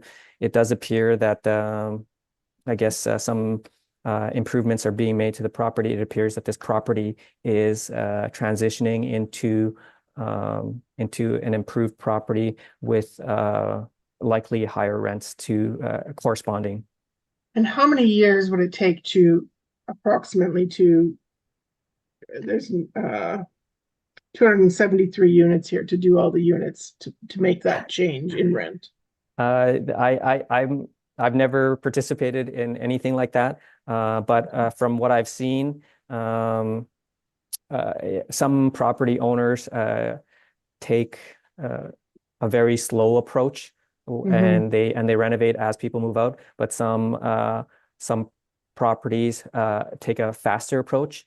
Like in this particular case, the vacancy went from $21,000 in 2019 to 143,000 in 2020, and 189,000 in 2021, and 156,000 in 2022. So it appears that they're looking at a quicker approach to some of the work that they might be doing. Okay, thank you. Thank you very much. Yeah, I was gonna ask about the income, but I think that's already been asked and answered at this point. So no further questions on my part. Ms. Cates, would you like to walk through your presentation? Please. Yes, thank you. So if you turn to page 2 of my brief, we have our requested assessment of $36,641,000. On page 6, we have our property site maps, and then some exterior photographs on page 7 and 8. We have a property description on page 9. The subject property is located on the east side of Pembina, north of its intersection with Adamar Road in the Pembina Strip area. The property consists of two 14-story buildings. They were built in 1977. There are a total of 273 units, which includes 53 one-bedrooms and 220 two-bedrooms. And there are 328 surface parking stalls noted, which include a combination of covered and just standard surface stalls. The subject property also offers features such as an outdoor pool, tennis court, and the property is river adjacent. So if you go to page 14, we have the overview of our income approach. So the dispute on this property would be in terms of the income. We are disputing the modeled income of $5,090,773 or $1,554 per unit. We are applying potential market gross rents based on the actual stabilized income of $3,920,118 or $1,197 per unit per month.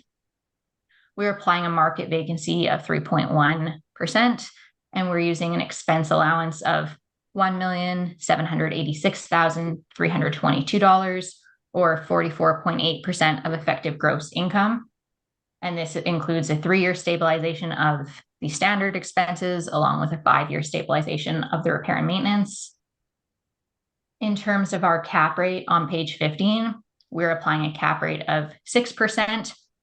Now, when we're looking at high-rise properties, it is a bit more of a theoretical approach, as we don't have high-rise properties regularly transacting to do a proper cap rate analysis.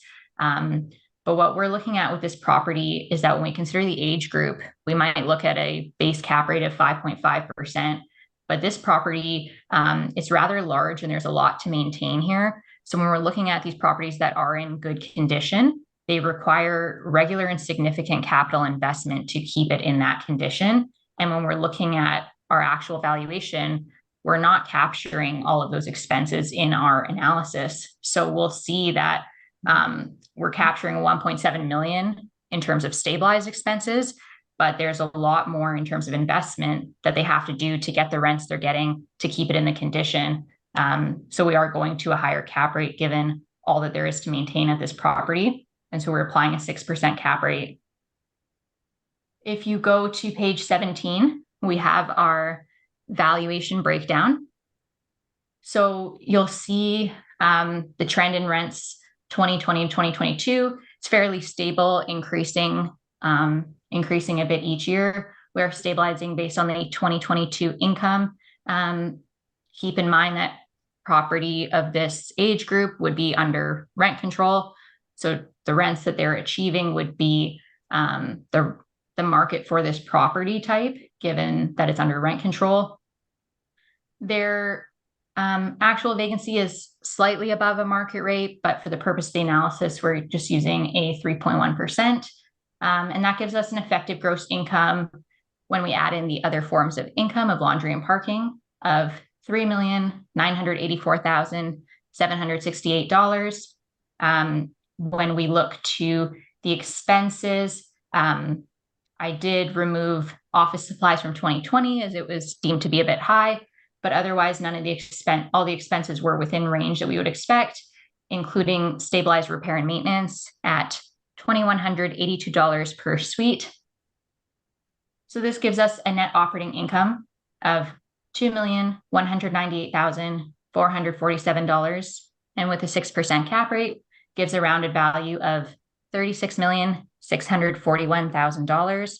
I just wanted to touch upon a concept that seems to be coming up with the different properties today. When we're looking at apartments from the 60s and 70s, the idea that because there's some renovation, their influx or their income and expenses aren't stable, I don't agree with that idea. When we're looking at older buildings, they do have to be upgraded to be maintained.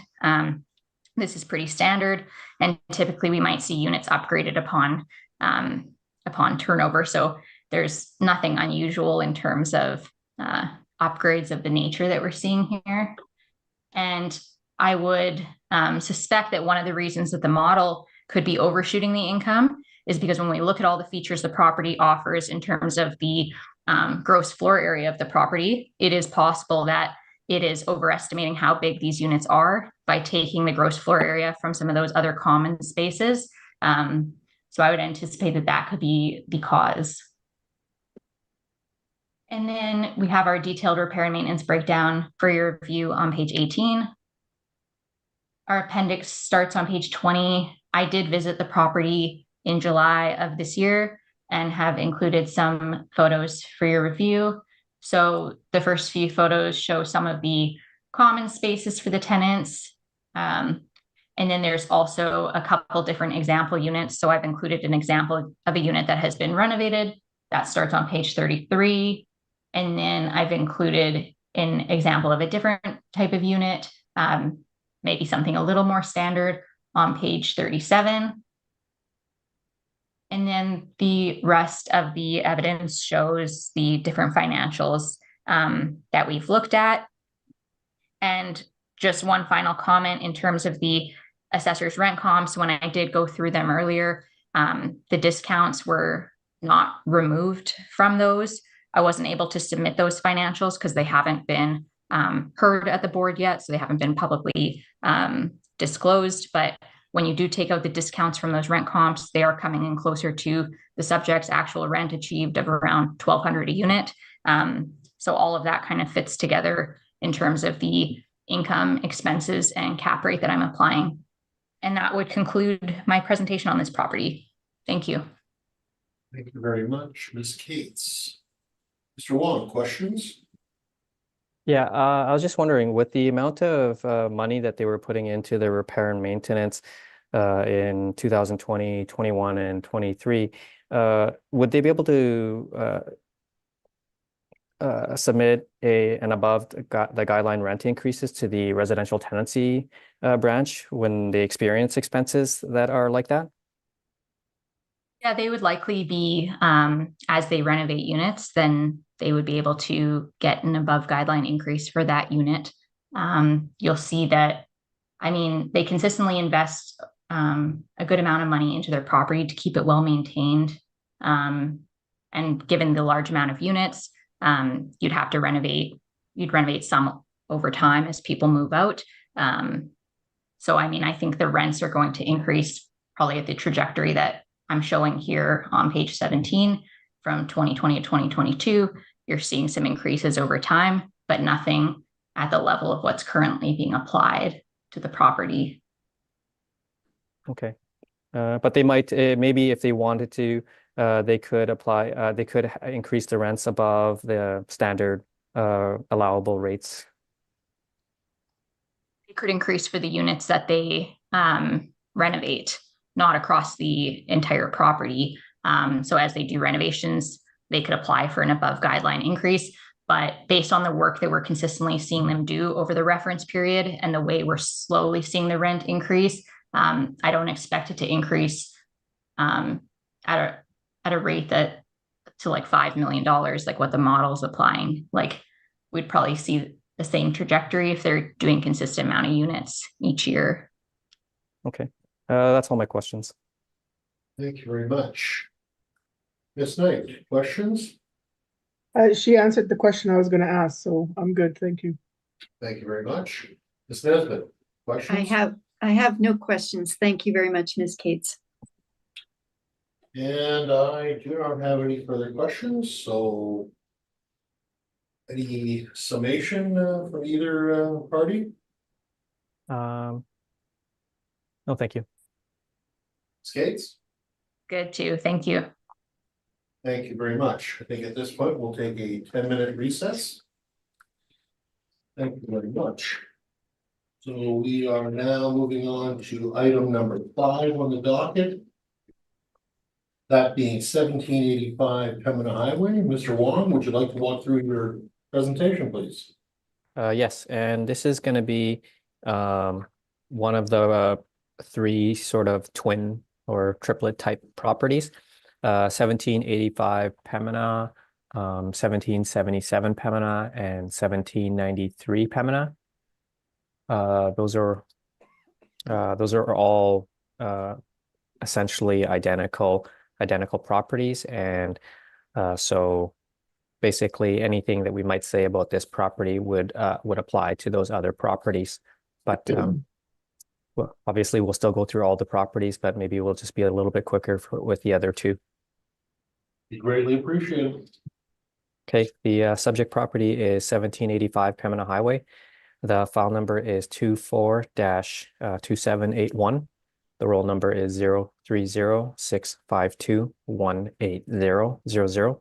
The roll number is the roll year is 2025, and the assessed value is $9,284,000. This is a residential apartment that's 2 stories high. It's built in 1970, and it has 70 units with 80 outdoor parking stalls. On page 3 is a picture of the subject property with its location. Similarly located to the other properties on the docket. On page 4 is an advertisement with some interior photos.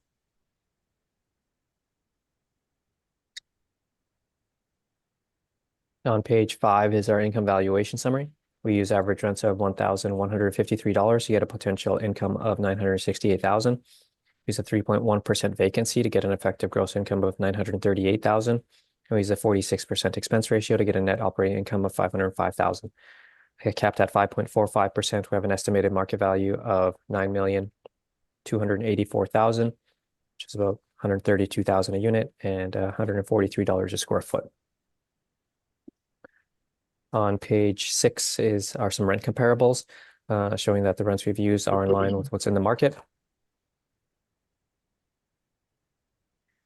On page 7 are some comparable sales that range from $112,000 per unit to about $160,000 per unit, and $131 to $182 per square foot.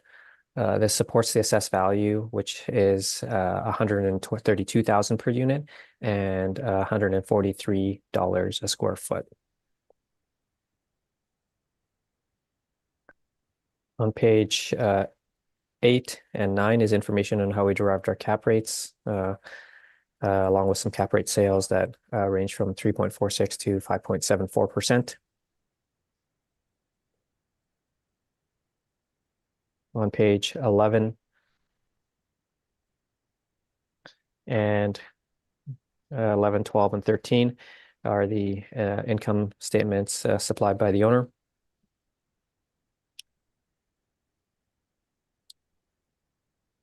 You'll notice in 2022, their actual rent is sort of increasing noticeably year over year. You also notice that the vacancy in 2022 is 108,000 versus 202,000 in 2021.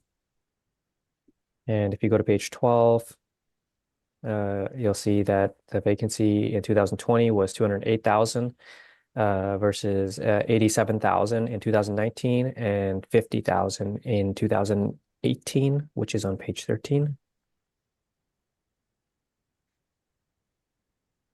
So similar to the other properties, this property is being improved. It is transitioning, and with some improvements taking place, the rents are still rising, and the expenses don't appear to be quite stable yet. So looking to the market to value the property is reasonable. And when you look at the model rents, the model rents are supported by the rent comparables, and the expenses are reasonable for a renovated building at 46%. And the model cap rate is supported by the cap rate sales that I've shown. And when you look at the assessed value per unit at about 132,000 a unit, it's supported by the comparable sales, which range from about 112 to 160,000 per unit. So when we look to the market to value the subject property, the model value is well supported, and I ask that you maintain the assessed value at 9,284,000. Thank you, Mr. Wong. Questions, Ms. Gates? Yes, thank you. So you mentioned that the property operates at a complex with 2 other properties that are adjacent. So if they were assessed as a single parcel, would the property have received a higher cap rate? Potentially, just like as with the other property that might have a 6.1 cap. If this property had 210 units, then it may have a higher cap rate, but I wouldn't necessarily think that that's super accurate. But yeah, that's, I guess, just my based off of my analysis of some cap rate sales. Okay, thank you. That would conclude my questions for this property. Thank you, Ms. Gates. Ms. Knight, questions? No, sir. Thank you. Ms. Nesbitt, questions? Just looking at the income statement on page 11, the rent is showing, let's look at 2022 rent at 2.7 million. I'm assuming that's divided by 3, right? Mm-hmm. So is your model overestimating the rent? Based off of the rent that was collected in 2022, it might be overshooting on the rent, but I'm not sure if that the rent of 2,728,000 is representative of the current condition of the property. I believe that the condition might be a little bit improved. Unfortunately, I haven't inspected the property, but if the property has been improved, then if the model is a little bit high, then it wouldn't be, it's not overly high. Okay, I have no additional questions. Thank you. Thank you, Ms. Nesbitt. And I think you touched on the question regarding the financial statements, and it's obvious that it's all three properties. I'm assuming the other two properties are absolutely identical buildings. Yes, they are. Same- When I look at same when I look at street the, yeah, Okay. So if you take the amount on 2022, the actual rent of 2,728,711 divided by 3, you're at 909,570. So you're slightly different than the model driven value. yeah, yeah, it would be different than the model value. But once again, I'm not sure how much reliance we can put on that, considering that it, like, if you look back in 2020, that number is 2,798,000, and it's higher than it was in 2022. So yeah, if you just took it at face value, I think, yeah, it would appear that the model is overshooting. But maybe if you consider the property is being improved, it might not be overshooting by that much. But yeah, you can, yeah, if you just looked at it at face value, it would appear that the model is overshooting. I think that's the sum total of my questions. Thank you. Ms. Cates, your presentation, please. Thank you. So if you turn to page 2, we have our requested assessment of $8,235,000. We have property site maps on page 6 and some exterior photographs on page 7. Property description on page 8.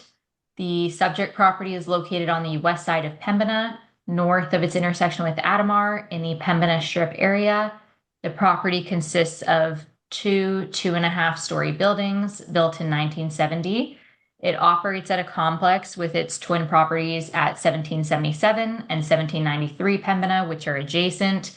And there are a total of 210 units and 240 parking stalls at the complex. The subject property itself has a total of 70 units, which includes 46 one-bedrooms and 24 two-bedroom units, and the property is adjacent to a rail line.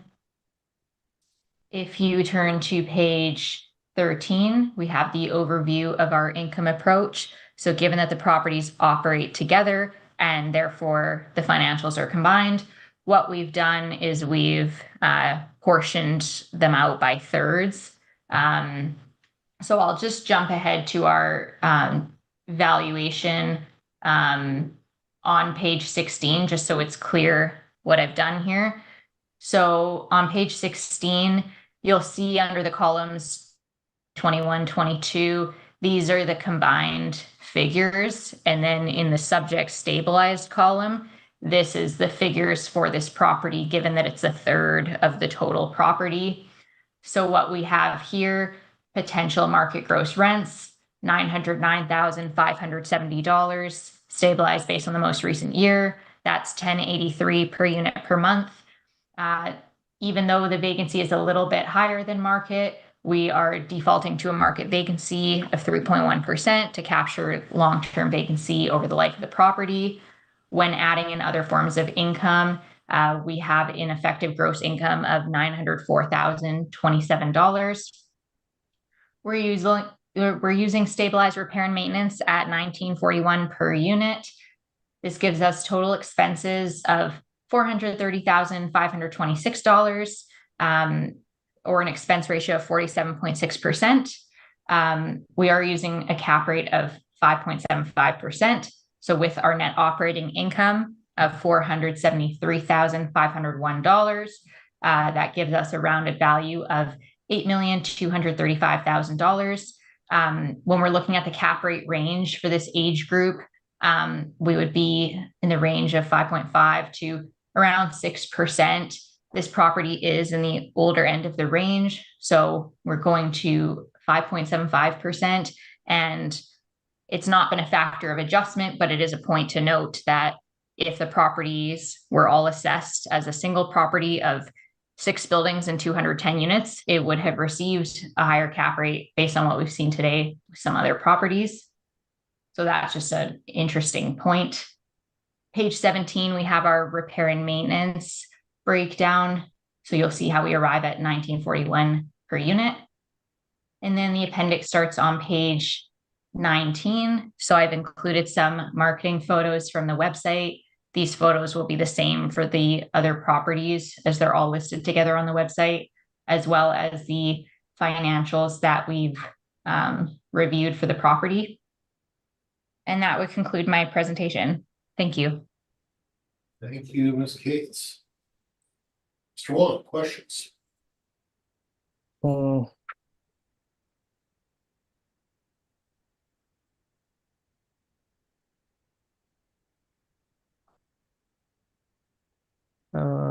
No questions.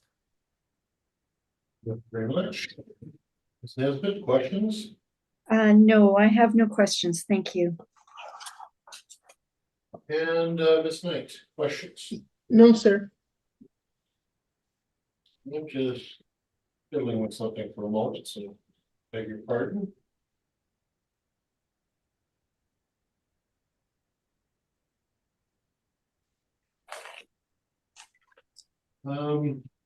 The differences between the positions again are very small. There's a slight difference in income and a slight difference in expenses, like minimal, and then a 0.3% difference in cap rate in essence. And that's the case for each of these three sister properties, correct? Yes. Yeah, like based on how we work it up independently of the city's valuation. So there might be differences across different parameters, but when we look at the actual dollar value difference, it is somewhat significant. So we feel it's still worth bringing forward for the board's review. Yep. Thank you very much. Appreciate it. Those are my questions. Any summation by either party? Yeah, I guess maybe just quickly that I'm not sure if using the 2022 potential income is representative of the potential of the subject property, considering that in 2020 that the rents were noticeably higher. So I'm not sure if the using the 2022 would give us the most accurate representation of the value. But I guess aside that would be everything. Fair enough. Ms. Gates, any final thoughts on this property?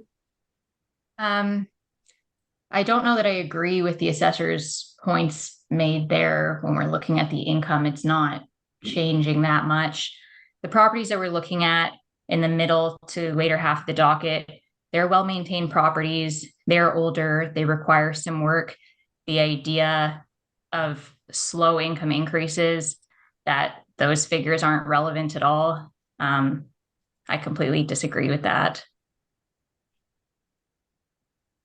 Fair enough. Thank you very much, both of you.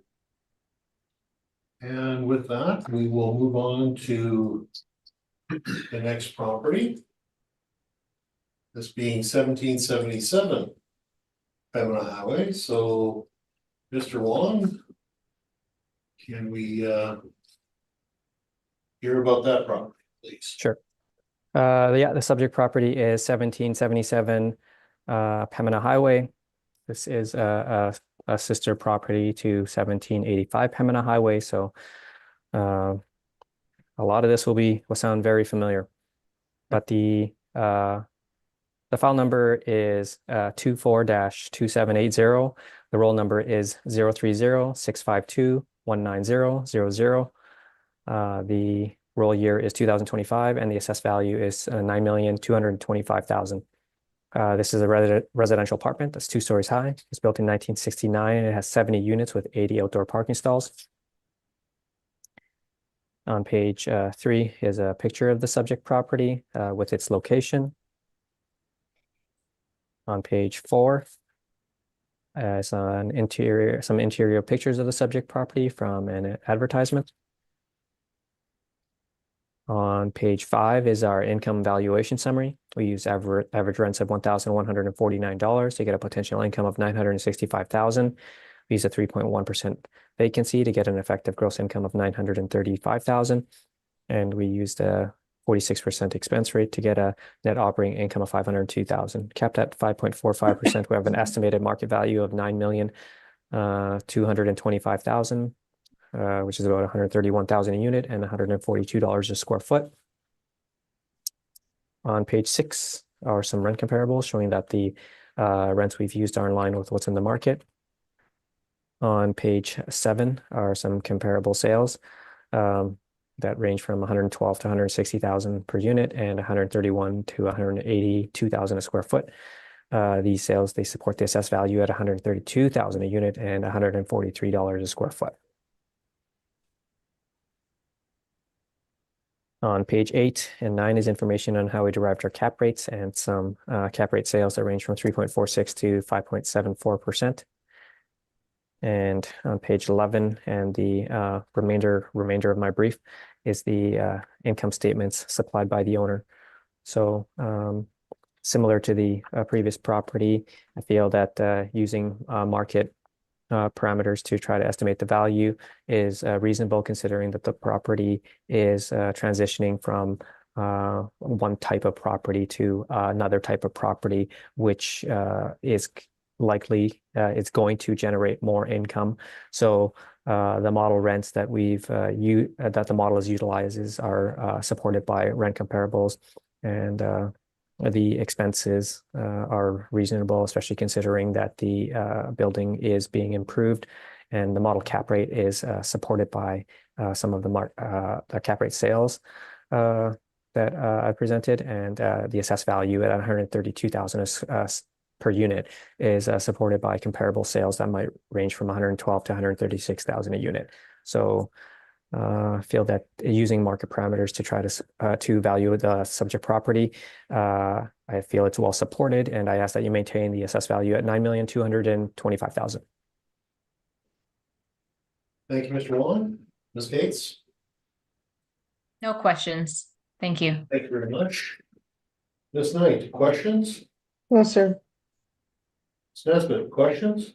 No questions. Thank you, Mr. Wong. And I have no further questions. So Ms. Cates, can we have you go through your presentation, please? Yes, thank you.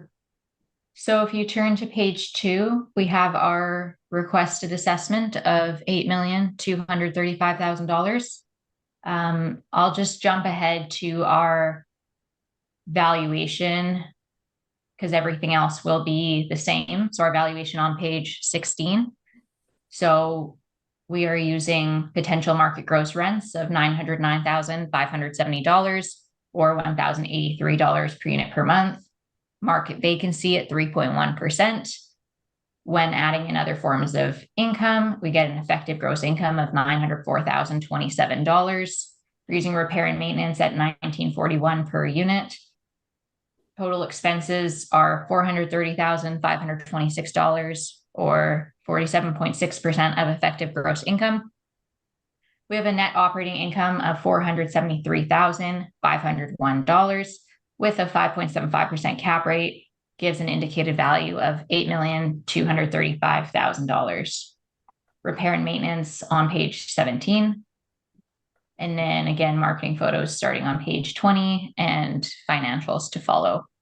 And that would conclude my presentation on this property. Thank you. Mr. Wong, questions? No questions. Thank you. Ms. Knight, questions?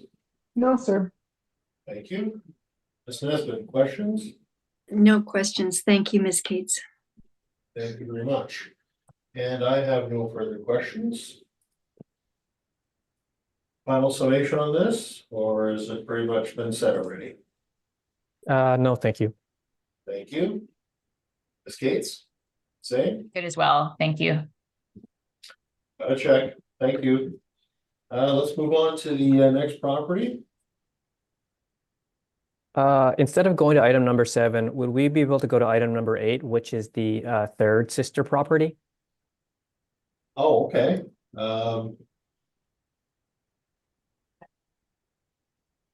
I guess so. That would be across the street, the next one, wouldn't it? Well, yeah, if you look at Miss Yeah, no, I Cates's see it. Miss Cates's overview, you can see there, yeah. Okay, I'm okay with that idea. So then let's look at 1793. This is 8 on the docket. So Mr. Wong, would you like to walk through your presentation on 1793? Pembina, please. Yes, the subject property is 1793 Pembina Highway. The file number is 24-2782. The roll number is 030-652-16000. The roll year is 2025, and the assessed value is 9,284,000. This is a residential apartment that's 2 stories high. It's built in 1970, and it has 70 suites with 80 outdoor parking stalls. On page 3 is a picture of the subject property with its location. On page 4 are some interior pictures of the subject property. On page 5 is our income valuation summary. We use average rents of $1,153 to get a potential income of $968,000. We used a 3.1% vacancy to get an effective gross income of $938,000. And we used a 46% expense ratio to get a net operating income of $505,000. Kept at 5.45%, we have an estimated market value of $9,284,000, which is about $132,000 a square foot, and $132,000 a unit, and $143 a square foot. On page 6 are some rent comparables showing that the rents we've used are in line with what's in the market. On page 4 are some sales comparables that range from $112,000 to $160,000 per unit, and $131 to $182 a square foot. This supports the assessed value at $132,000 a unit and $143 a square foot. On page 8 and 9 are some information on how we derived our cap rates and some cap rate sales that range from 3.46 to 5.74%. The remainder of my brief is the income statements supplied by the owner. So as with the other 2 properties, using market parameters to value this property is reasonable, considering the property is being improved at the moment. The model rent is supported by market rent comparables, and the expenses are reasonable for a property that's being improved. The model cap rate is supported by the market sales, and the assessed value at $132,000 unit is supported by comparable sales that range from $112,000 to $160,000 per unit. So looking to the using market information to value the subject property, the model value is supported by the market, and I ask that you maintain the assessed value at $9,284,000. Thank you very much, Mr. Wong. Ms. Cates, questions? No questions, thank you. Thank you. Ms. Nesbitt, questions? No questions. Thank you very much, Mr. Wong. Thank you. Ms. Knight, any questions? No, sir. Thank you very much. I have no further questions. Ms. Cates, would you like to walk through the presentation this evening on this property? Yes, thank you. So if you turn to page 2, we have our requested assessment of $8,235,000. I'll skip ahead to our valuation. On page 16, we're using potential market gross rents of $909,570. We're using, which works out to $1,080 per month, a market vacancy of 3.1%. With other forms of income added in, that gives us an effective gross income of $904,027. Expenses include repair and maintenance at $1,941 per unit, for total expenses of $430,526, or 47.6% of effective gross income. We have a net operating income of $473,501, with a cap rate of 5.75%, gives a rounded value of $8,235,000. Repair and maintenance follows on page 17. And appendix starts on page 20 with some marketing photos and the financials that we've looked at as well. Because the next property is a new build, so kind of completely different from some of the other properties we looked at, just some closing thoughts on this. In terms of the idea that the properties are in flux because units are slowly being renovated over time, we don't agree with that. You could see that the income is slowly increasing. So the idea that the model overshooting the income on some of these properties is probably right because some units are slowly being renovated. I don't agree with that. And there is a distinction between properties that are slowly being renovated versus the one we looked at in the cap rate for 150 Hendon, where they're getting RTB orders for increases on several units of the property, not just a couple at a time based on renovations on turnover. As well, when we look at a property like McPhillips, that's a new property that's not under rent control. So typically when we're looking at the vast majority of apartment stock in Winnipeg, it's under rent control. They might get rent increases based on unit specific renovations, but that doesn't drastically change the financials for the most part for most of the apartment stock in Winnipeg. So with that, I would conclude my presentation on this property. Thank you. Thank you, Ms. Cates. Mr. Wong, do you have questions? No questions. Ms. Knight, questions? Just one question in regards to that rent control. So the properties that have been renovated, are they still under rent control? Properties are under rent control, but what can happen when renovations are done is they can be, so they could get above guideline increases for certain units, or we have seen for some properties that they could be exempt from rent control for a very limited period of time, maybe like 4 or 5 years. Where we know about that, we noted on the valuations, but otherwise increases would be based on renovations per the unit, and you could get RTB orders specific to increases on the units. Okay, thank you. Thank you. Ms. Nesbitt? No questions. Thank you, Ms. Cates. Thank you very much. And I have no questions. I'm gonna suggest we probably don't have any summation on either one of these or on this property at this point. Yeah.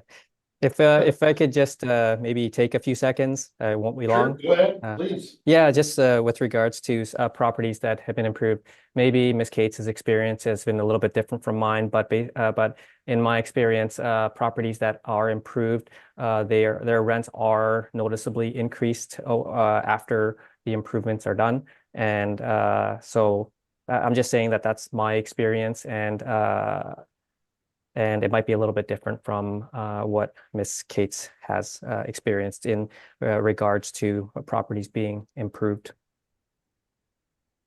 Thank you, Mr. Wong. Ms. Cates, any final words or thoughts? I think I'm okay. Thank you. Thank you very much. So now we move to the 7th item and last item. And give me a moment.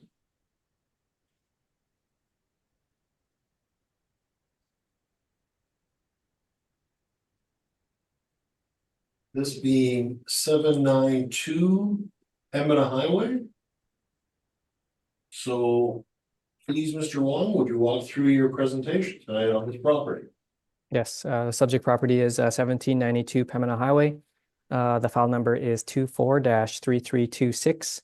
The roll number is 030-930-03250.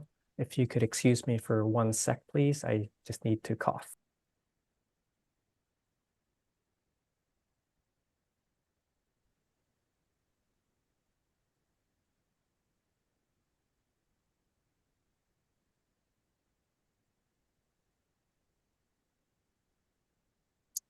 Okay. The roll year is 2025, and the assessed value is 64,964,000. This is a residential apartment that's 6 stories high. It was built in 2019, and it has 282 units with 129 indoor parking stalls with 159 outdoor parking stalls. On page 3 is a picture of the subject property with its location.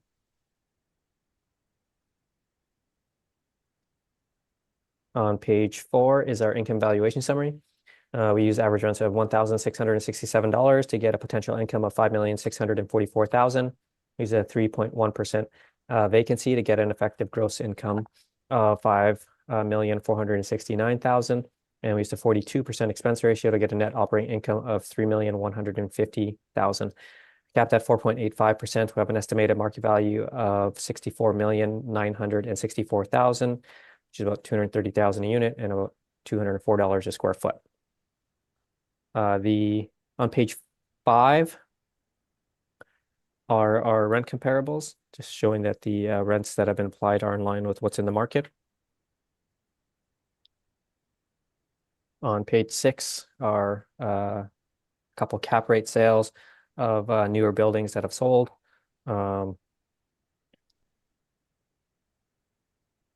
They sold for 265 or 269,000 a unit, or 266 to $295 a square foot.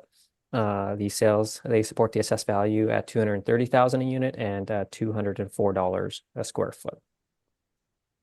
On page 7 and 8 is information on how we derived our cap rates and some cap rate sales that range from 3.46 to 5.74%. Maybe the most relevant one would be 2390 McPhillips, which is a newer property, and we calculated a cap rate of 4.71%. On page 10 is the permit that was taken out for the subject property. Their indicated project value is about $54 million, and in my view, that supports the assessed value at $64 million. Once again, in my experience with some of these permit values and with properties that have sold soon after, they do sell for significantly more than the total project value. So I feel that the permit value at $54 million is supportive of the $64 million that the subject property is assessed at.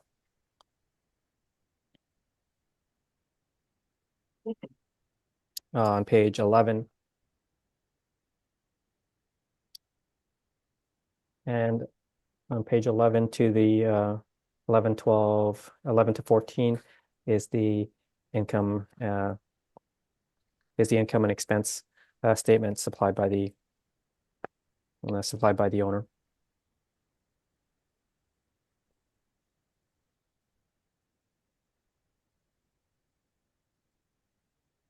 So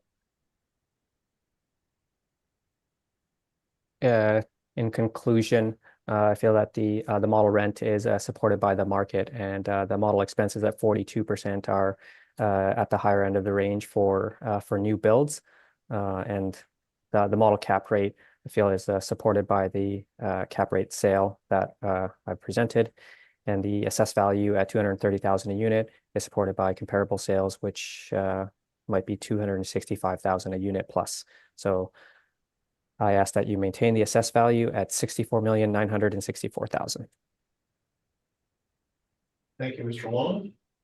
Ms. Cates, questions? No questions, thank you. Thank you very much. Ms. Nesbitt, questions? I have no questions, thank you.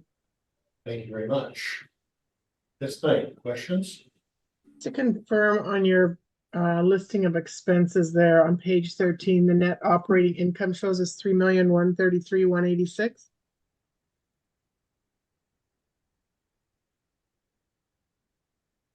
It appears so, yes. Thank you.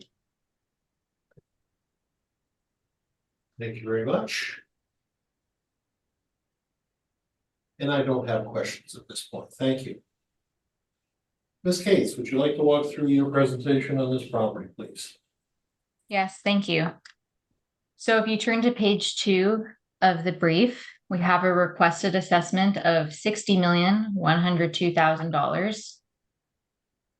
On page 6, we have some property maps, and then an exterior photo on page 7 and 8. We have a property description on page 9. So the subject property is located on the east side of Pembina at its intersection with Adamar Road. excuse me, north of Plaza, and it's in the Pembina Strip area of Winnipeg. The property is a 6-story building built in 2019. It has a total of 282 units, including 20 bachelors, 79 one-bedrooms, 152 two-bedrooms, and 31 three-bedrooms. There are 129 indoor parking stalls and 159 surface parking stalls noted, and the property is adjacent to the river. If you turn to page 14, we have an overview of our income approach. So the property did appear to experience issues in its lease up. It was built in 2019, and as of the prior reference date of April 1, 2021, was noted as still being 30% vacant. At the end of 2021, the property still had an above market vacancy of 10.4%, and that was at gross rents of $5,209,296. So what we see happen is that in 2022, they presumably decreased the rents in order to mitigate the vacancy issue, which did work. At the end of 22, we know market gross rents were $5,054,176, and that reduced the vacancy to 0.5%. So what we've done for the purpose of the analysis, and in keeping with how we have worked up McPhillips, which is also a newer property not under rent control, is we've looked to what CMHC rents would indicate for this suite mix. And so what we've done for this property, given the fluctuations in the rent and vacancy and not a lot of history in terms of being a relatively new build, we've gone to CMHC rents. So what we're applying is potential market gross rents of $5,154,960, which works out to $1,523 per unit per month. And based on this, we are applying market vacancy of 3.1%, because as you increase the rents, you're going to increase the vacancy typically at property. For the expense allowance, we did have years of expense data to refer to. So we're applying an expense allowance of $2,224,776, or 42.5% of effective gross income, based on a 2-year stabilization of the expenses. Less expenses given newer property, less history of operation. On page 15, we have our cap rate for the subject. We are applying a 5% cap rate. That's our base cap rate for new properties. We note that the property is wood frame, units are modern, has amenities that we would expect consistent with newer properties. The condition's good, sufficient parking at the property. So if you go to page 17, we have the overview of the income approach. So you'll see that we're applying, as mentioned, the potential market gross rents, $1,523 per unit, 3.1% vacancy, and adding in income for parking and some miscellaneous income, we get an effective gross income of $5,229,897, expenses of $2,224,776, or 42.5% of EGI. That's inclusive of $1,203 per unit in repair and maintenance. That gives us a net operating income of $3,005,121, and with a 5% cap rate, gives a value rounded of $60,102,000. Now you'll note that the stabilized net operating income is higher than what the property has achieved in its years of operation. So this also gives reason to increase the cap rate, because when we're looking at the rents that we're applying, that is a jump from what they're actually achieving. So we feel that a minimum cap rate of 5% would make sense. That's in line with our cap rate study, and as well applying a higher income consistent with other valuations. Repair and maintenance is on page 18. And in the appendix, I've included some marketing photos starting on page 21 and the financials that we've reviewed for the property. And that would conclude my presentation on this property. Thank you. Thank you very much, Ms. Cates. Mr. Wong, questions for Ms. Cates at this point? No questions. Thank you. Ms. Knight, questions? No, sir. Thank you. Ms. Nesbitt, questions? So Ms. Cates, like the assessor, you have essentially modeled the rents. Would that be right?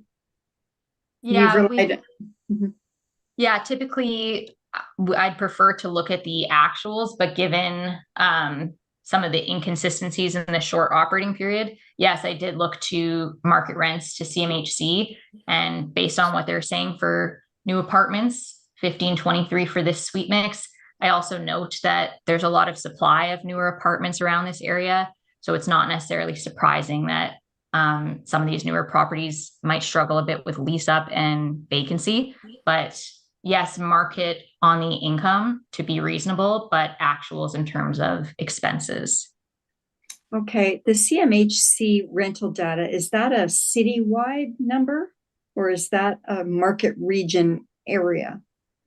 So the CMHC data divides into different segments. So typically when we're looking at a new apartment, it's most accurate to look at the group 2005 plus rather than looking at area specific. Because when you're looking at area specific, it's going to be including a wide variety of developments. Some of those older, they're going to pull down those rents. So the 2005 plus typically have the higher rents. And so it's more accurate for the new properties.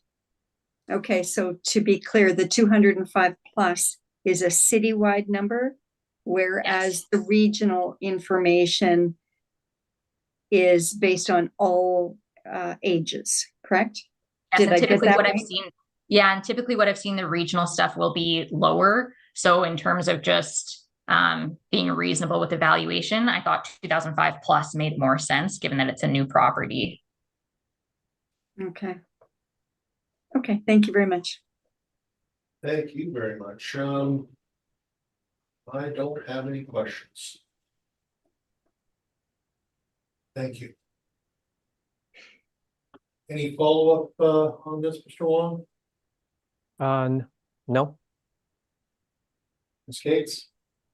I'm good as well. Thank you. All right.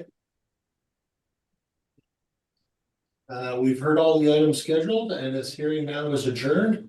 I'd like to thank you both for your presentations tonight and your patience on getting through this tonight. So thank you very much, both of you. No, thank you. Thank Have a good you. night, have a good night, everybody. Yeah, Night. you too. Bye. Yeah.